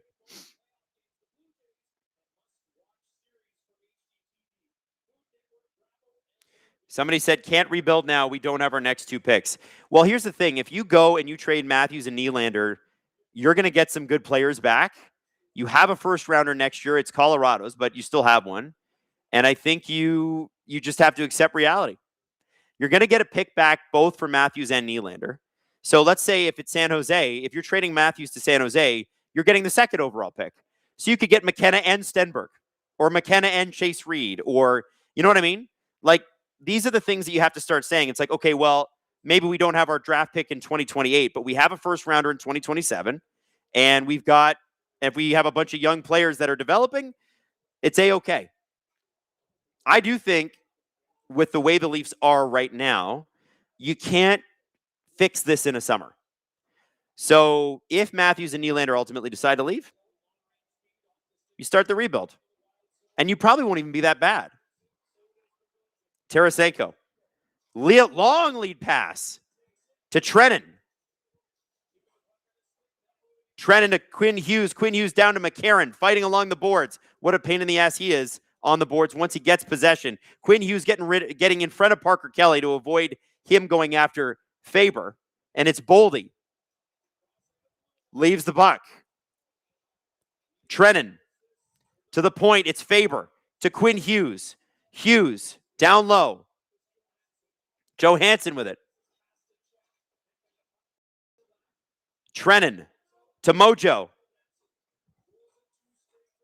Shot in, it's Faber. And a good save by Blackwood through traffic. He was looking for that puck the whole way. 90 seconds to go.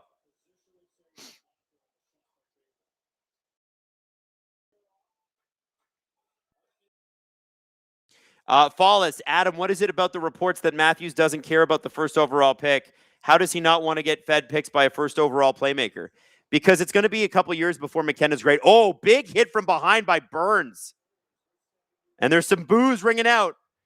Listen, man, it's McKenna. You got to temper your expectations with this guy. If he gets 50 points next year, it'd be a win.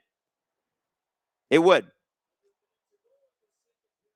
You can't expect him, like Mitch Marner and William Nylander, their first 2 years, both of them, they were 60-point guys. Go look up their stats. It takes years. And so Matthews can look at that and go, well, yeah, that's great, but like that doesn't fit my window. And the Leafs they got to deal with that. They put themselves in this position. Matthews told them years ago, I want to stay a Leaf, but I want to make sure that we don't fall off. The Treliving era, they didn't win a lot of trades. They didn't win a lot of free agent signings. I think, Tanev and OEL aside, tough to find out how they got better, right? 50 seconds to go in the second period, or 52 seconds, excuse me. They just changed the clock. Here we go.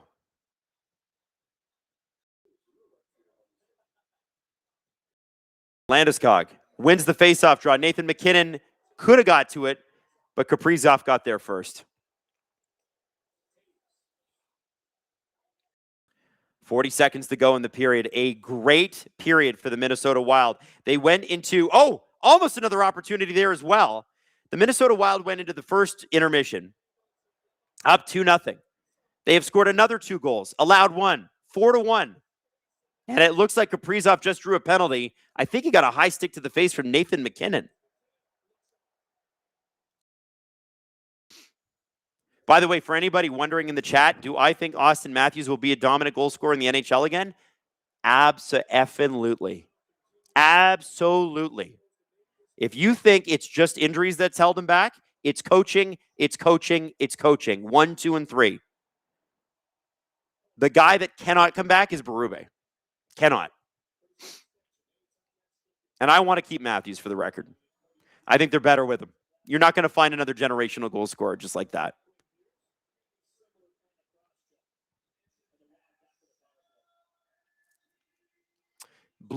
Blood fan says, Adam, you got to bring back the lip lettuce. What's lip lettuce? I don't know what that is.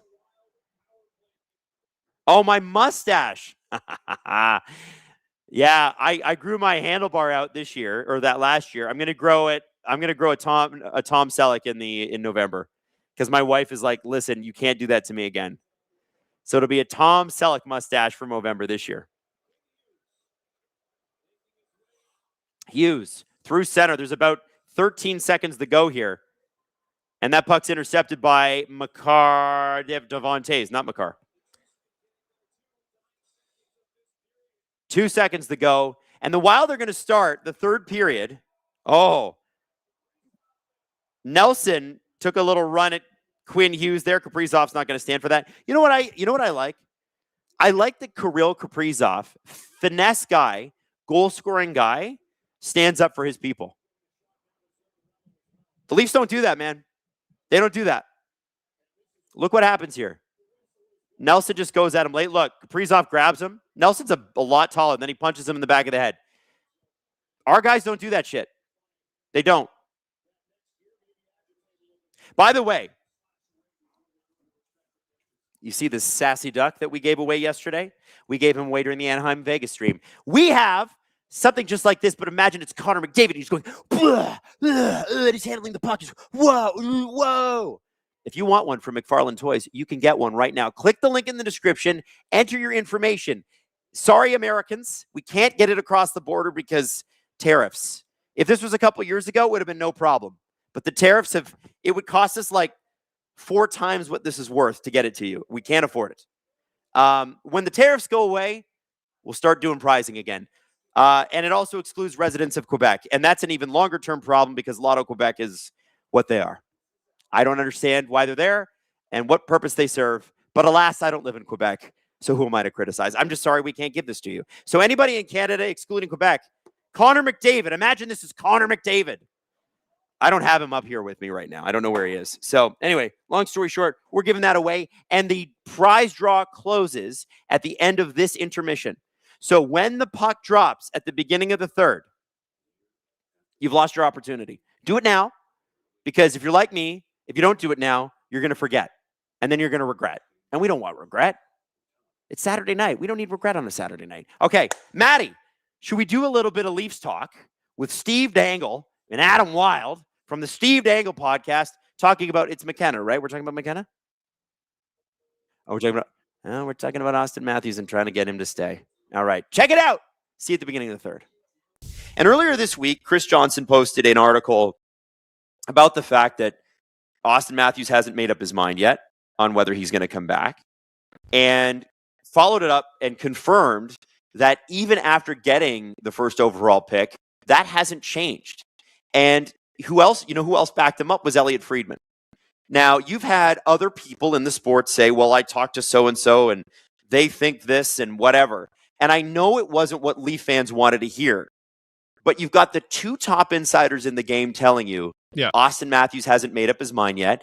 And we had a report a couple of days ago, or was it yesterday? I can't even tell anymore. I don't know what day it is, that John Chayka and Austin Matthews are due to meet sometime, I think, in the next week in Arizona, right, where Austin spends his off seasons.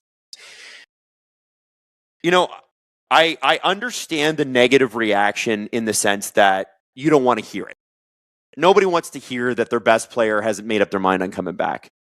But I think whether or not you want to hear it, you need to, because the Toronto Maple Leafs are facing a definitive fork in the road here. And they need to get real clarity on this very, very quickly.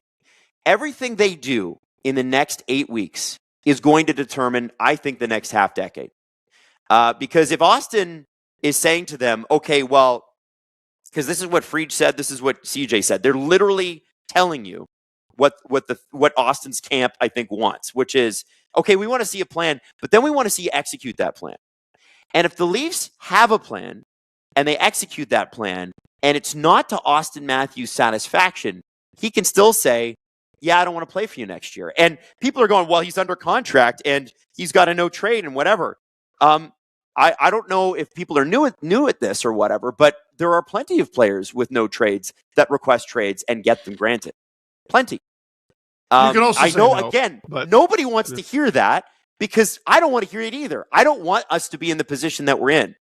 But the fact of the matter with the organization is that it fell significantly this year. And I don't know if that's totally sunk into people yet. Without this McKenna pick, Steve, they were facing a pretty bleak next 24 months, I think. Oh, there's a reason I posted that clip of me going, boys were fucked. But okay, here's a way to look at this that I don't think anyone has really done. Let's say Matthews asks out. Yeah. That's actually better than the Marner situation. The Marner situation was Mitch, we're trading you. And he goes, no. And they go, what? And he goes, yeah, like I negotiated it in my deal so that I couldn't be traded. I'm going to have a child very soon. I don't want to be traded. It's my negotiated right to not be traded. I don't want to be traded. And they go, oh. What about now? Still no. And then guess what you get for him? Nick Waugh, and you were lucky to get that. Mm-hmm. Because what Vegas could have done is just given you nothing. Mm-hmm. Right? You were lucky to even get that, and then you parlayed Nick Waugh. If a player asks out, you're probably going to get more than Nick Waugh. Right? Mm-hmm. That's good. Now, you know it'd be better is if a really, really, really good player who is also your captain, who is also the greatest goal scorer in franchise history, just wanted to stay. That'd be great. Mm-hmm. I'd prefer that. I think a lot of emotions are really raw and fresh. And I think we all need to take a beat here. I know the offseason is coming up and we don't actually have much time, but we need to take a beat. So there's something that I said, and then Adam, you backed it up, and you and I have different sources on this. But I said there are general managers in the NHL who will not take John Chayka's phone call. Mm-hmm. Right? Mm-hmm. And that opinion of him, that negative opinion of him, isn't just the media. It's not just Steve Simmons. It permeates. It's general managers. It's agents. It's players. Matthews has probably heard a lot of really negative things. And that's got him thinking about the future. But I said there are GMs in the NHL who won't trade with this player. You said that. Mm-hmm. Also, I believe it to be true. And I was thinking about it. That's really stupid. It's extremely stupid. And by the way, if Matthews is available, everybody's picking up the phone. So I don't know what they're fucking going on about. Like, yeah, that's the caveat, right? Like, if you, I want to trade a 3rd round pick for Matthias Michelli, I'm not picking up John Chayka's call. Yeah. If Austin Matthews is on the table, they're picking up the call. Of course they're picking up the call. Adam, you're better at negotiating than I am.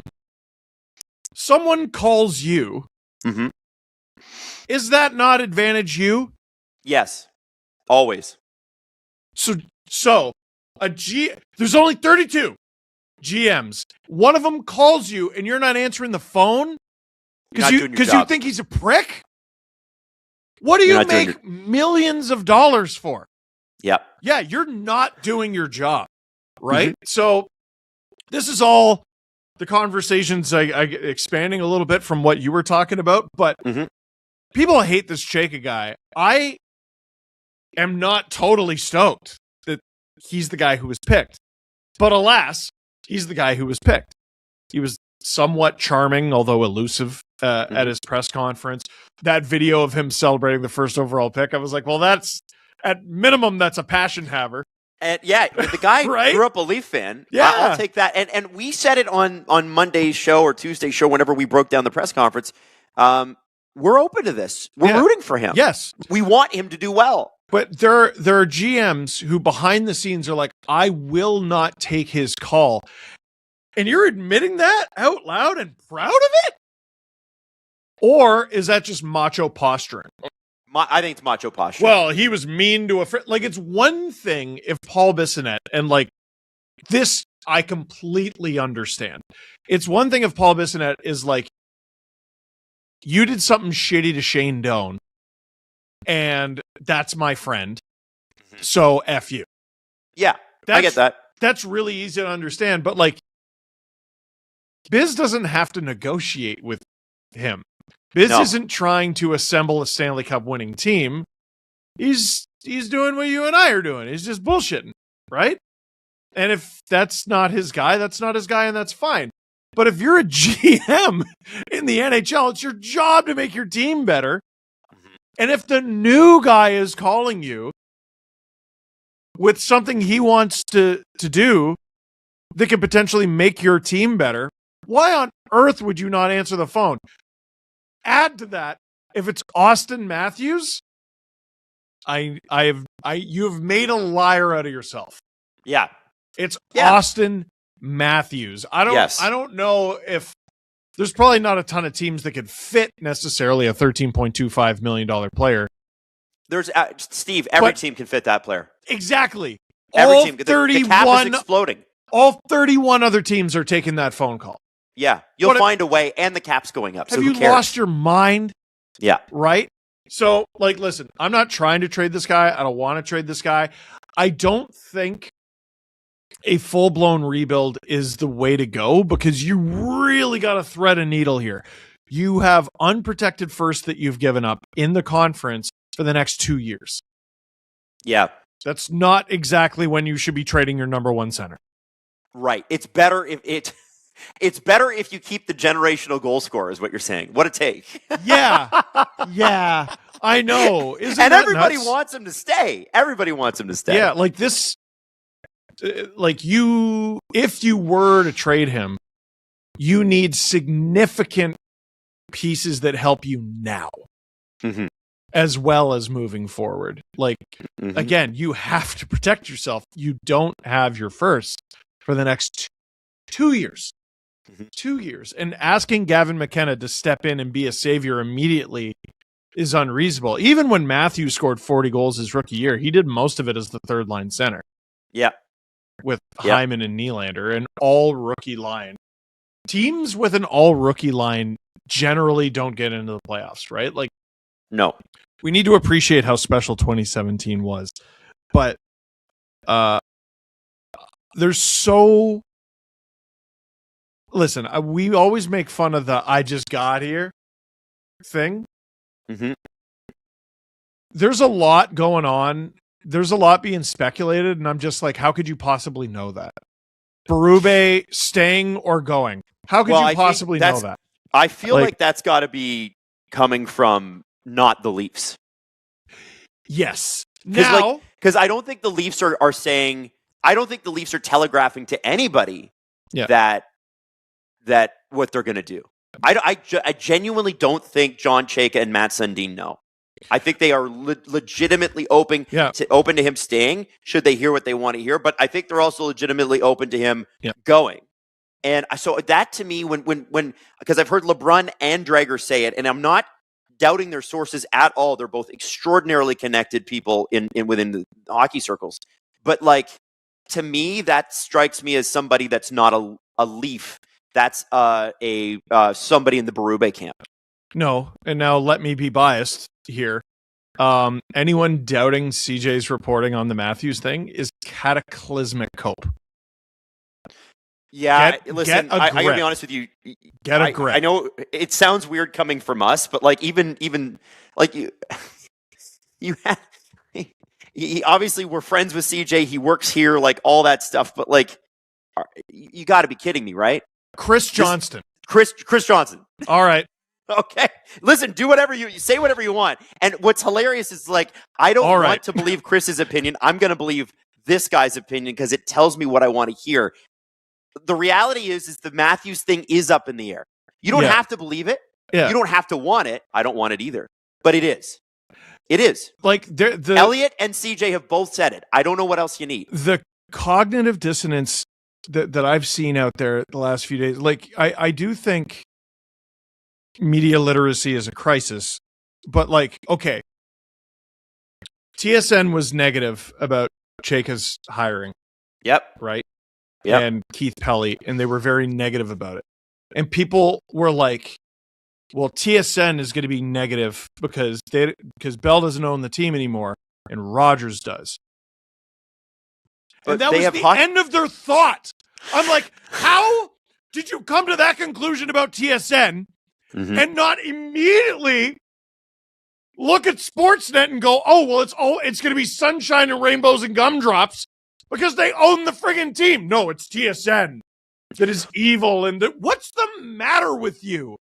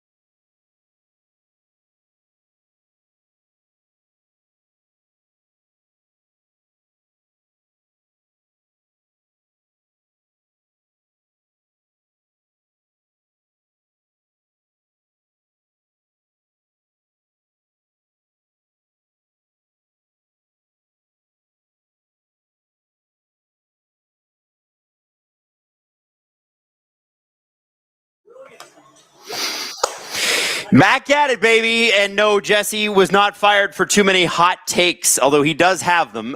He was sick on Friday, which is rare for him. He rarely gets sick, but he was really sick, but he's okay now. So we will have him back I want to say tomorrow.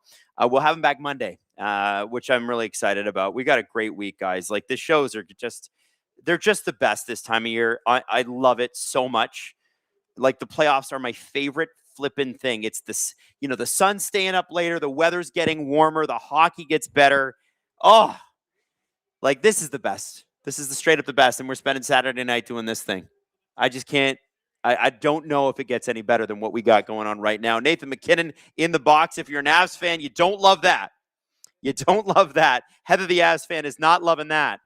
Third period. Can the Wild do this? Posted. Boom.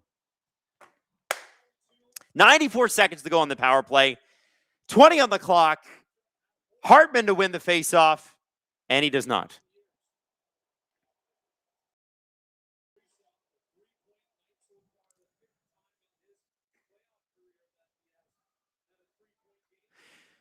So the Minnesota Wild have got to get set up a little bit quicker here because 30 seconds of their power play was burned in the last period. Zuccarello to Boldy. Wild gained the zone. Boldy to Zuccarello. Oh, and Kaprizov, had he been able to handle it, that was a surefire goal, but he couldn't handle it. Puck just kind of bounced a little bit, and Blackwood was able to get in front of it.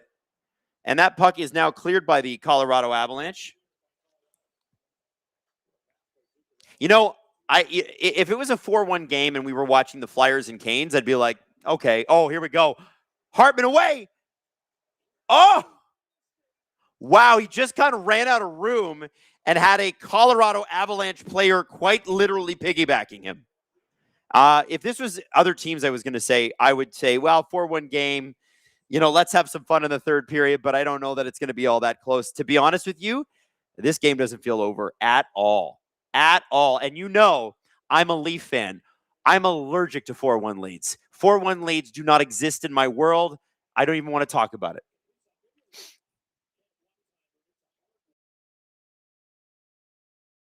Yeah, there's Kaprizov just not able to handle that puck. It kind of bounced. And Hartman was in, but Kulak just muscled him. Great play by Kulak. That was I got to say, man, Chris McFarland and Joe Sakic are doing such a great job with the Avs. Getting a guy like Brett Kulak, they moved on from Girard to get Malinsky more time. You bring in a guy like Kulak who's been to 2 straight Stanley Cup finals. Like, I don't know, good defensive defenseman. Plays like that, man. Plays like that.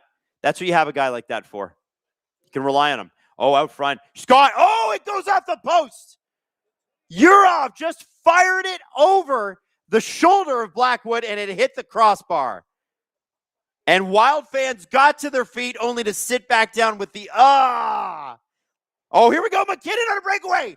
And Wallstead is able to outweight him. McKinnon waited and waited and waited for it to open up, but Wallstead played that perfectly. And now we're going to have a breakaway. It's Tarasenko. Tried to go 5-hole and a big save by Blackwood. This game is wide open in the first 2 minutes. Let's go, baby. Landeskog. Cross the ice. Natchez. To Makar. And a good save through traffic is Wallstead. I love a double breakaway. That was beautiful. Look at that Yurov shot. Just hits the top right-hand corner post. And McKinnon tried to get some space. Wallstead played that perfectly. And a big shout out to the Wild defender there who actually had the angle. And Tarasenko goes 5-hole on this, but I think the puck it goes a little high for a 5-hole shot. So I don't think he got it along the ice the way he wanted to. This series just rocks so hard. It's just the greatest. Okay, give it to me first commercial break. Maddie is going to give me the winner at the first commercial break. Maddie, you can text it to me now. We have a winner. The winner is in. I don't know the person's name, but when the first commercial break of this period happens, you will know if it was you. Oh. Zuccarello gets the shot out, or the puck out. The Freak Show says, Adam, this series is over. Avs are trash. I know a troll when I see one. By the way, can everybody click like on this stream? I got to get some more likes, get out to some more people, get some people in the door. Shot! Oh! Sturm just had an awesome opportunity to get a rebound. Tried to kick it to his stick. He couldn't get it there. Foligno leaves it for Hughes. Oh, that was Kaprizov. That's not Foligno. I don't think Foligno can skate like that. Come on, Adam. Bring it up. Sturm with Faber. I think one of these things is not like the other. He's got Faber, he's got Kaprizov, and he is Nico Sturm. Shot. And that goes a little wide. Nico Sturm's got to stay in. Sports Talk Chud said, this game is wild. Sure is. Foligno along the boards. Natchez now carrying the puck to center. Quinn Hughes collects. He's got Lehkonen and Nelson on him. Backhand pass up to the Wild bench. Almost too many men there. Got to be very careful. Faber. Natushkin tried to strip it off Faber. Lehkonen. Lehkonen and Natushkin.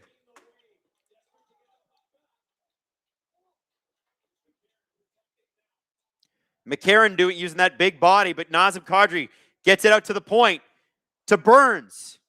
Burns with a shot. It bounces through. Wallsted's able to move that rebound to the side, make sure that no Av got it. But the Avs are pressing. They are not out of this game yet. Natushkin has got a great opportunity, and we got bodies down in front of the net, and the Wild fans are up. Oh, Brent Burns lays a huge hit, drops the boom. Woo! Natushkin did not get a shooting lane because of just the Wild diving in front of that puck. Trying to give Wallstead as much protection as they can, protect this 4-1 lead. We've seen them evaporate before, haven't we? Haven't we? Haven't we? Puck in the Wild zone. Boldy. Bogosian across the red line. Puck in. Boldy. Oh, Johansson just missed out on that, and Kulak's going to get it to center. Long lead pass. Bogosian now trying to take advantage of the Avs changing. Oh, Quinn Hughes with a shot, and that goes off, I believe, the head of Mackenzie Blackwood and into the netting.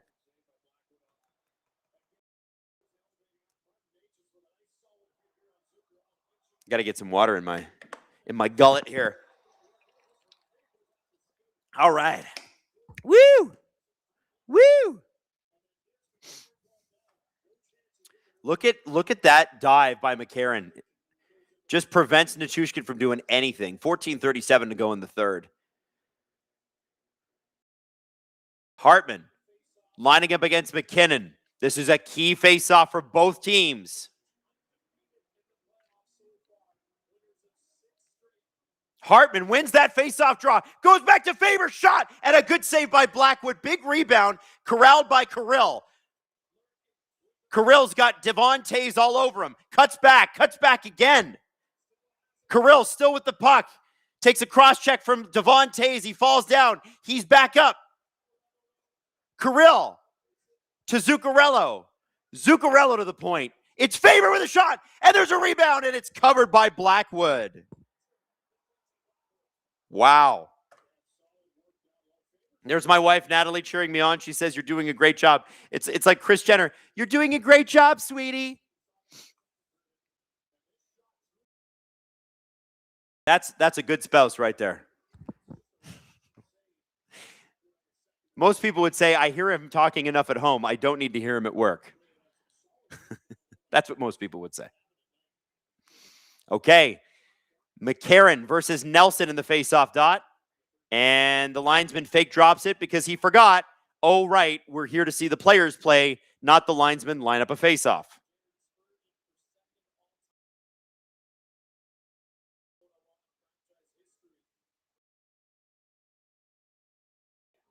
And McCarron loses that faceoff to Brock Nelson. Avs flip the puck to center. It's going to go to Quinn Hughes, who's going to corral, give it to Faber. Avs now 2 men deep there. They are going to forecheck the hell out of the Wild in this period. They are not going to give the mobility of the Wild defense, which is considerable up top, any opportunity to breathe. Natushkin with the puck to Burns. And that puck made it through, but Wallstead is able to see it. Burns is having a good game. The old man still got it.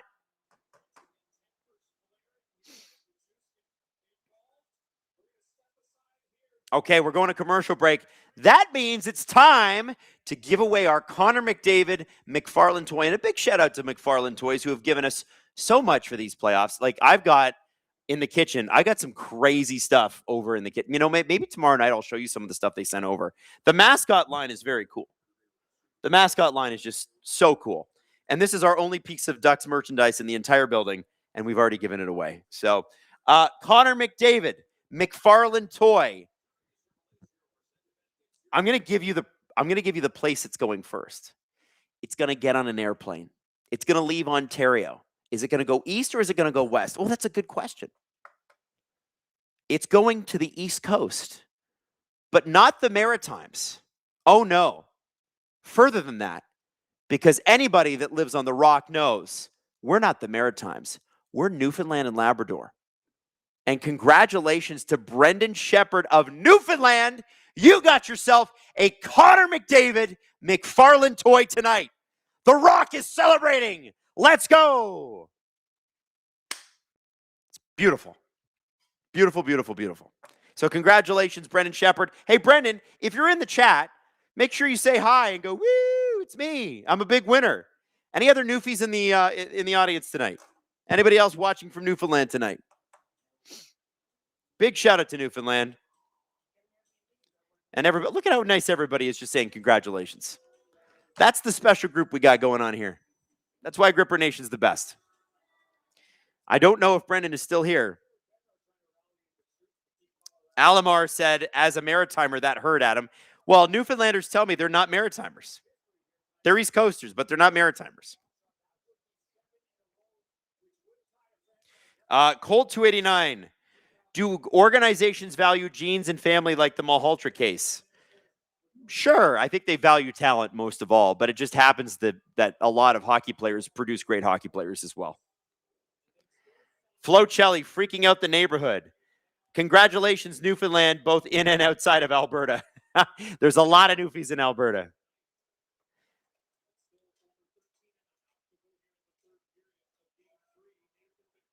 Josh Halliburton says, I ain't a Newfoundlander, but I will still say hi, Adam. So Josh Shepard, or Brendan Shepard, excuse me, congratulations to you. You probably have gone to bed.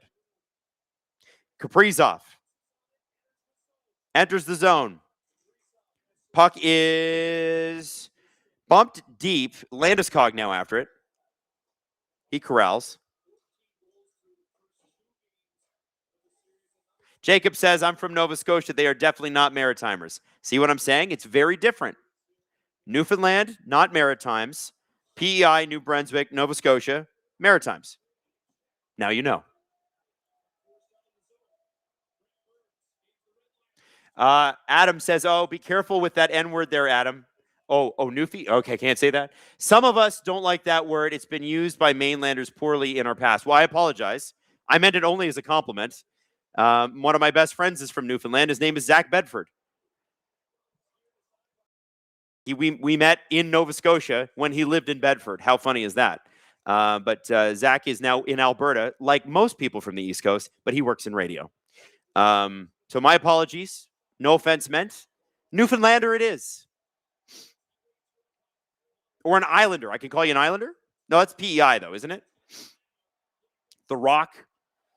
Can we call you Rockers? That might be fun.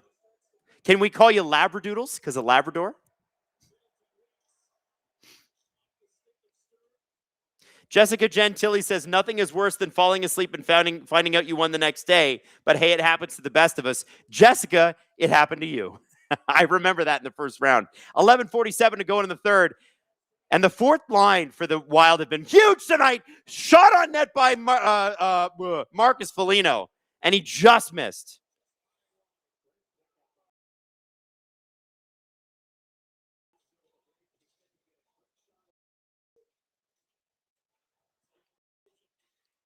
Emo Jalapeno says Newfoundland greater than everybody. Yes, I got you. It is great. Newfound lovers. There's a good, yeah, that's what we should call it. That's, you know what? Apt description, Newfoundland lovers. Faber. Puck down low to McCarron.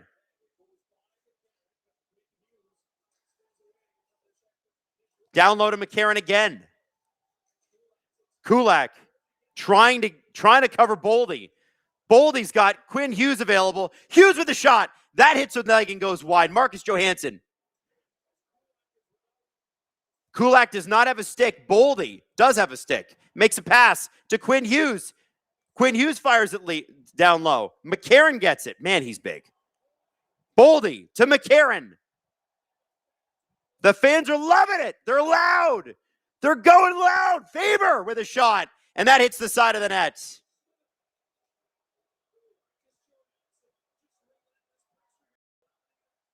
Wow, look at this offensive zone pressure by the Minnesota Wild. 1 minute 10 in the red. And then they go, shoots, and a rebound. Kaprizov gets on the ice. He's after it with Nelson all over him. Good puck support by the Avs. Try to get that puck out. Kirill is finally brought down, and the puck crosses the blue line.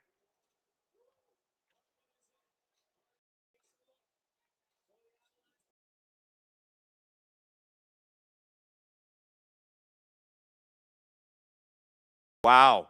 Great playing by the Minnesota Wild. They just got to, at this point, you got to burn clock.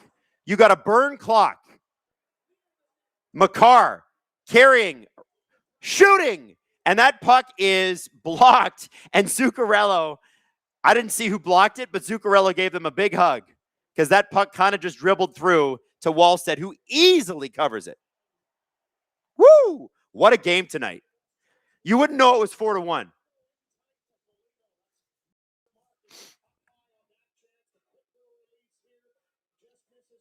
Having a minute straight of zone time against the 2026 Colorado Avalanche, you're feeling it tonight. You're feeling it tonight.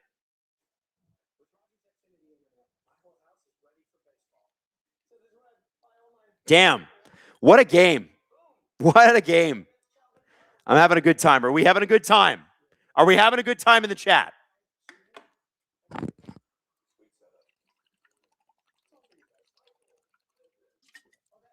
Honestly, I notice sometimes by the third period, because I'm doing these every night, that my voice starts to crack a little bit. I'm like, uh-oh. Got to be careful. And then, of course, something exciting happens and I start yelling again. When I was a radio DJ when I first started in Barrie, I can remember first off, let me just tell you something. I was really bad. And one of the things that new announcers often do is they get their headphones on, they put the music up too loud, and when the song ends, you turn on the microphone and you go, B101 Barrie's hit music, and you just start screaming because the music's so loud in your headphones. You've got to bring it down. Now, hockey games are a little bit different because they're exciting. But I can remember, because I'm a loud person as it is, every program director for like the first couple of years that I was on the radio, they're like, listen, we love your energy and we love that you're excited and you're already very loud.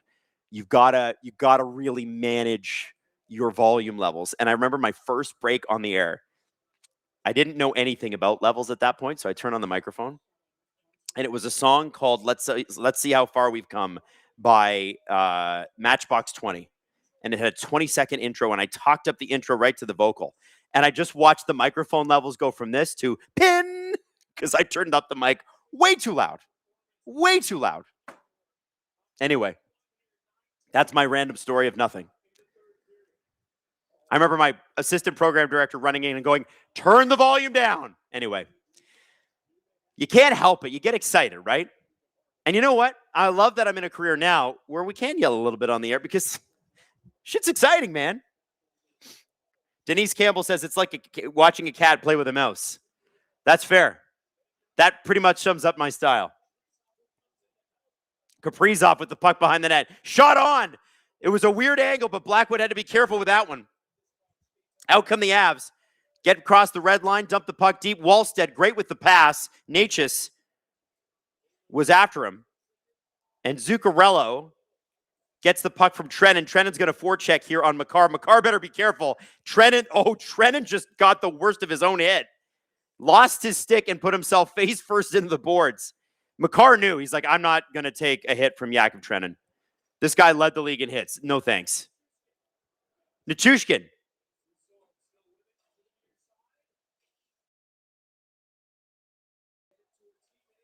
You're a Trennan.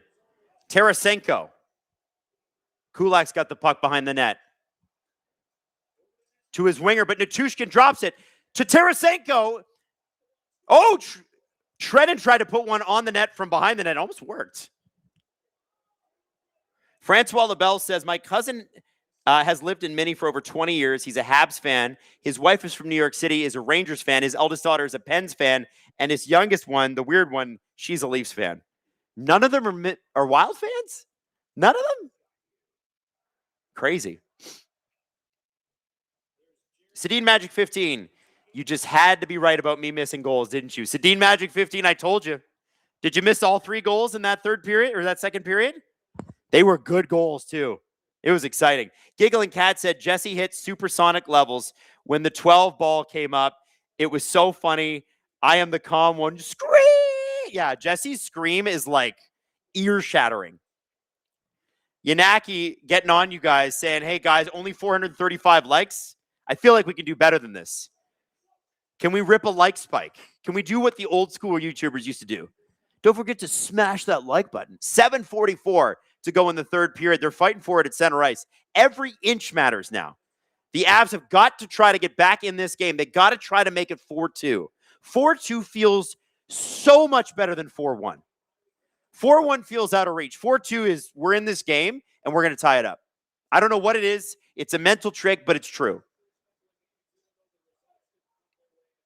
Foligno. Sturm. Sedin Magic 15 did miss all the goals from the period. I did warn you. Denise Campbell meant how the Wild shut down the Avs. That's right. Well, the Avs have had some good chances. Wallstedt's been amazing in this game, too. Damon Hunt. Nick Foligno. Blackwood stops it up behind his net. And a big hit behind the net by Marcus Foligno. Shot by Yurov. Nick Foligno, back to the point. It's Faber. Faber almost lost it at the line. He's going to move in. Look at the skating between Faber and Hughes. The chemistry there is unbelievable. Look at Quinn Hughes. He's got open ice. Pass across. Oh, my goodness. How did Yurov not bury that?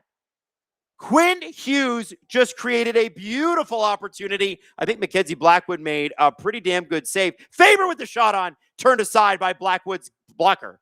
The blocker of Blackwood.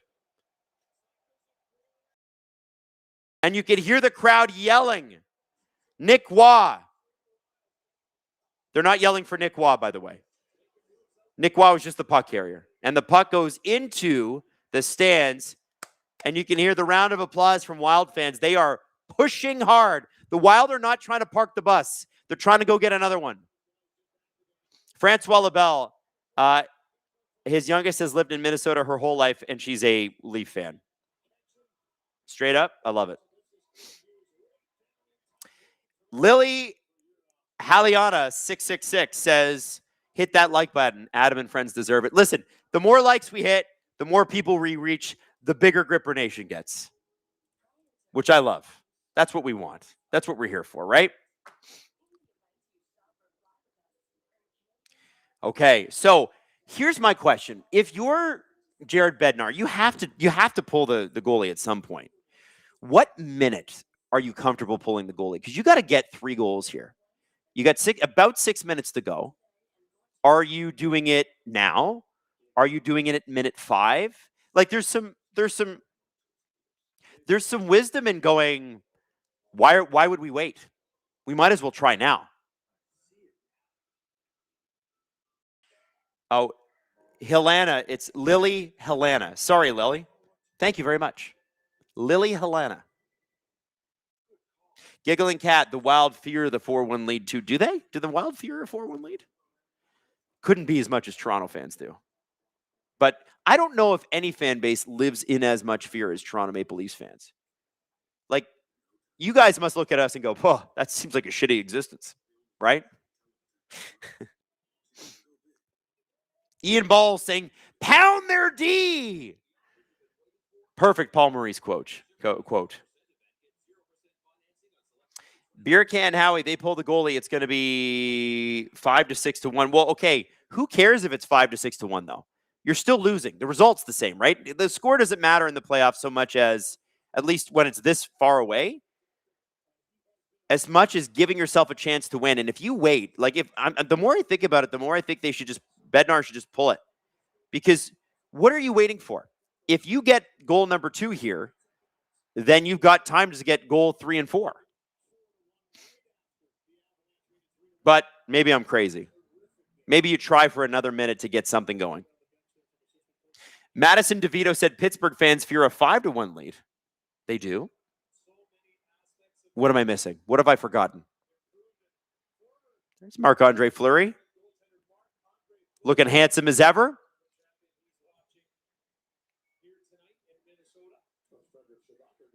.5:59 to go in the third. Hartman just got kicked out of the faceoff dot just for nothing. God, the linesmen suck. Listen, I just want them to drop the puck. Boldy loses the faceoff draw. McKinnon with a shot. Whoo! McKinnon let that baby rip. Man, he's got a great shot.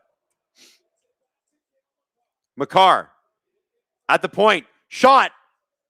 McKinnon tries to bat it out of midair, but he's too far beside the net. Tays at the blue line. 5:36 to go. Shot. Ooh. Landeskog almost got one in close. And then we're at center here. Puck is going back into the zone. Wallstead out to stop it for Faber. Faber with a pass to Hughes. Back to Faber. 5:16 to go.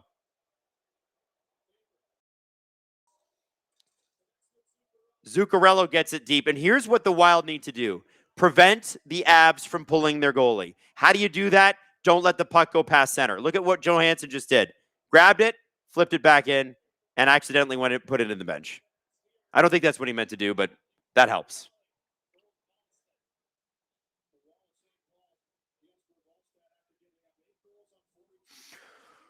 Look at that Wild fan. He's got the red hair and the Minnesota. Look at that. Woo!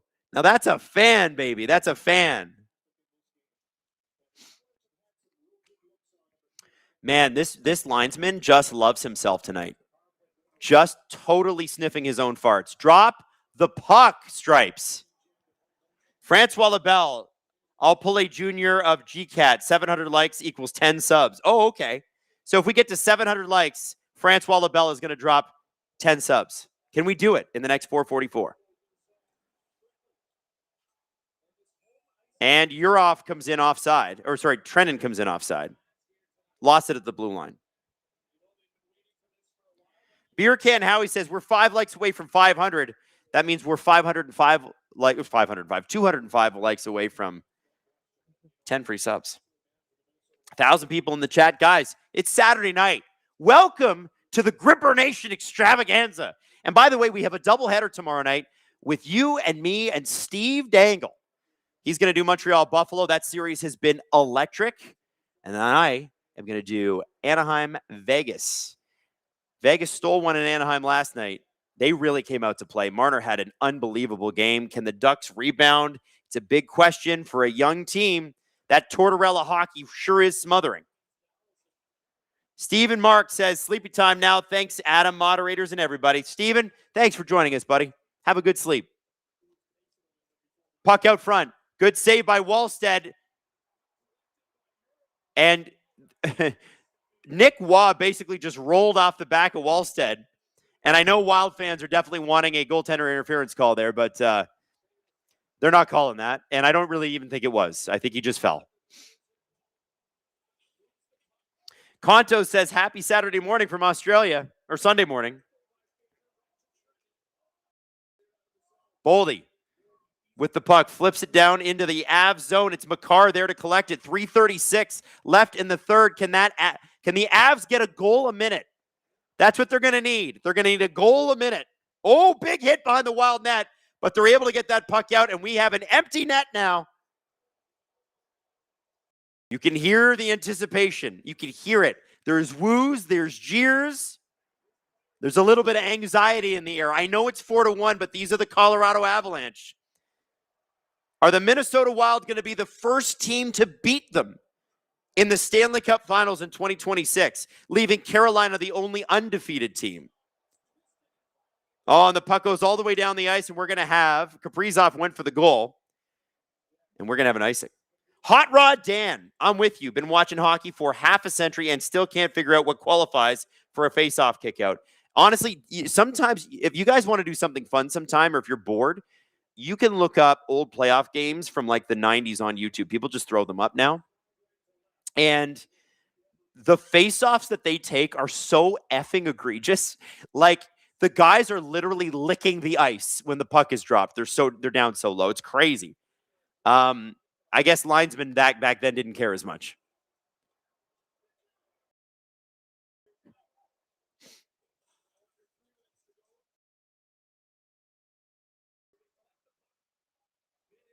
Nelson with the puck behind the net. He gets hit by Zuccarello. And the puck is cleared, but that's going to be another icing. 2:35. No, and you can see Wild fans in the corner going, wave it off, wave it off. No, that's icing. That's icing. We're real close to seeing the first Colorado loss of these playoffs.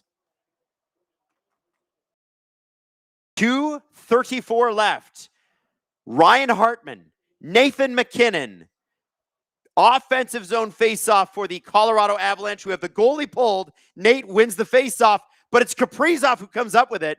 He's going to take his time this time, try to go for the shot, but it goes off Makar and out. So we're going to have a neutral zone faceoff.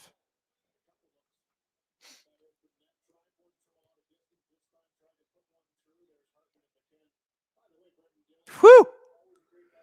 What a fun game. I'm so glad you guys are here. Thanks for coming. Let's see what happens in the last 2 minutes. Something tells me this is going to be exciting. Face off at center ice. Hartman to MacKinnon. Or sorry, that was Nelson, excuse me. And Hartman wins that one. Faber from Spurgeon to Kaprizov. And the puck hits Natchez. It's not 6-on-5 right now. Blackwood's still in net. As Natchez brings this puck out, there goes Blackwood. Natchez using his speed. Landeskog carrying the puck through. He gets set up on the half wall. Back to Cale Makar at the point. Makar to MacKinnon. MacKinnon to Makar. MacKinnon. Shot. Saved by Wallstedt. A couple of rebounds and a good save. Wild fans are on their feet. Boldy. He's looking for Kaprizov. Kaprizov gets it. Shoots and he misses the nets. 100 seconds left in this game. If the Wild can get through it, they will be the first team to defeat the 2026 Colorado Avalanche in the playoffs. And they come in offside, 92 seconds to go. Great saves by Wallstedt. So MacKinnon just puts one on, and Nelson is right there. Spurgeon he's got it behind him. Look at Nelson's body position here. Perfect opportunity to get it. That's just Wallstedt being Wall. Being a Wall. I hope this series goes 7 games, guys. It'd be a real shame if it didn't. It's too damn exciting.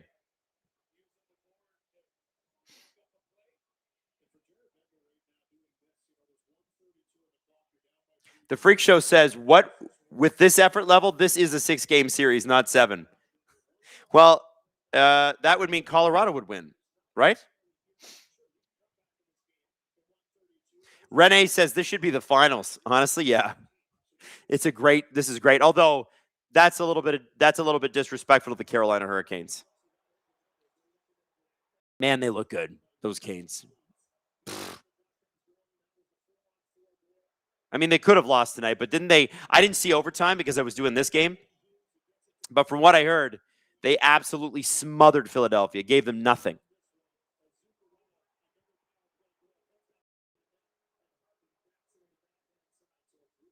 .92 seconds to go.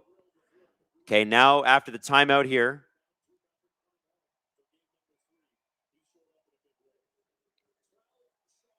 Nelson Hartman taking the faceoff. Hartman loses again.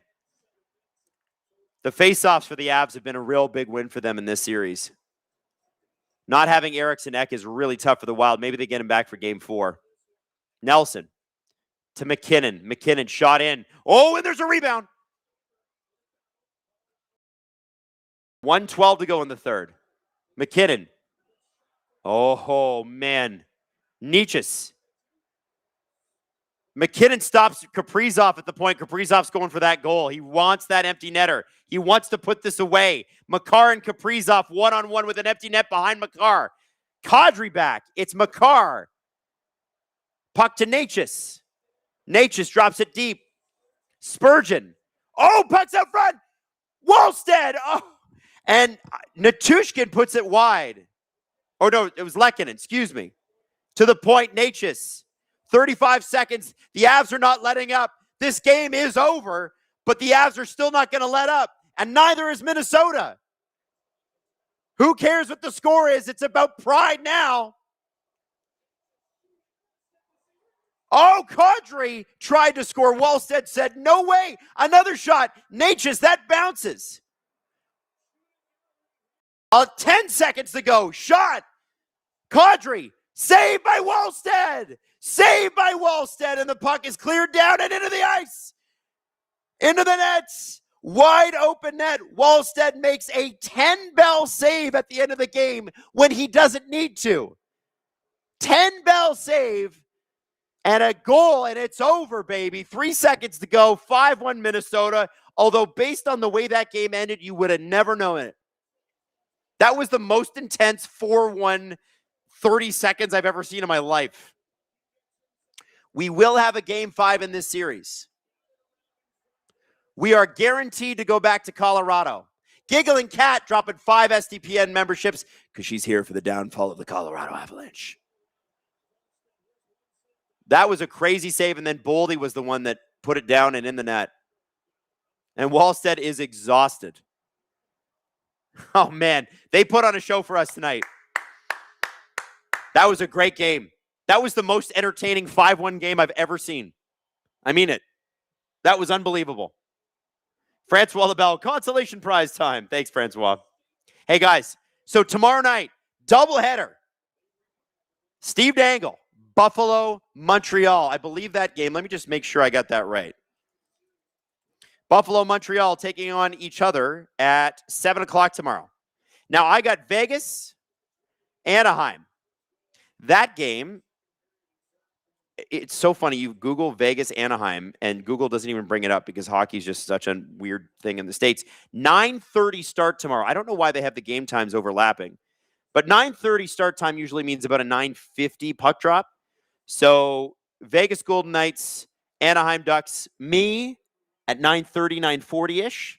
Steve Dangle has got you covered for the Buffalo Sabres, Montreal Canadiens, as the Minnesota Wild salute their fans. The first home playoff victory in the second round in 11 years.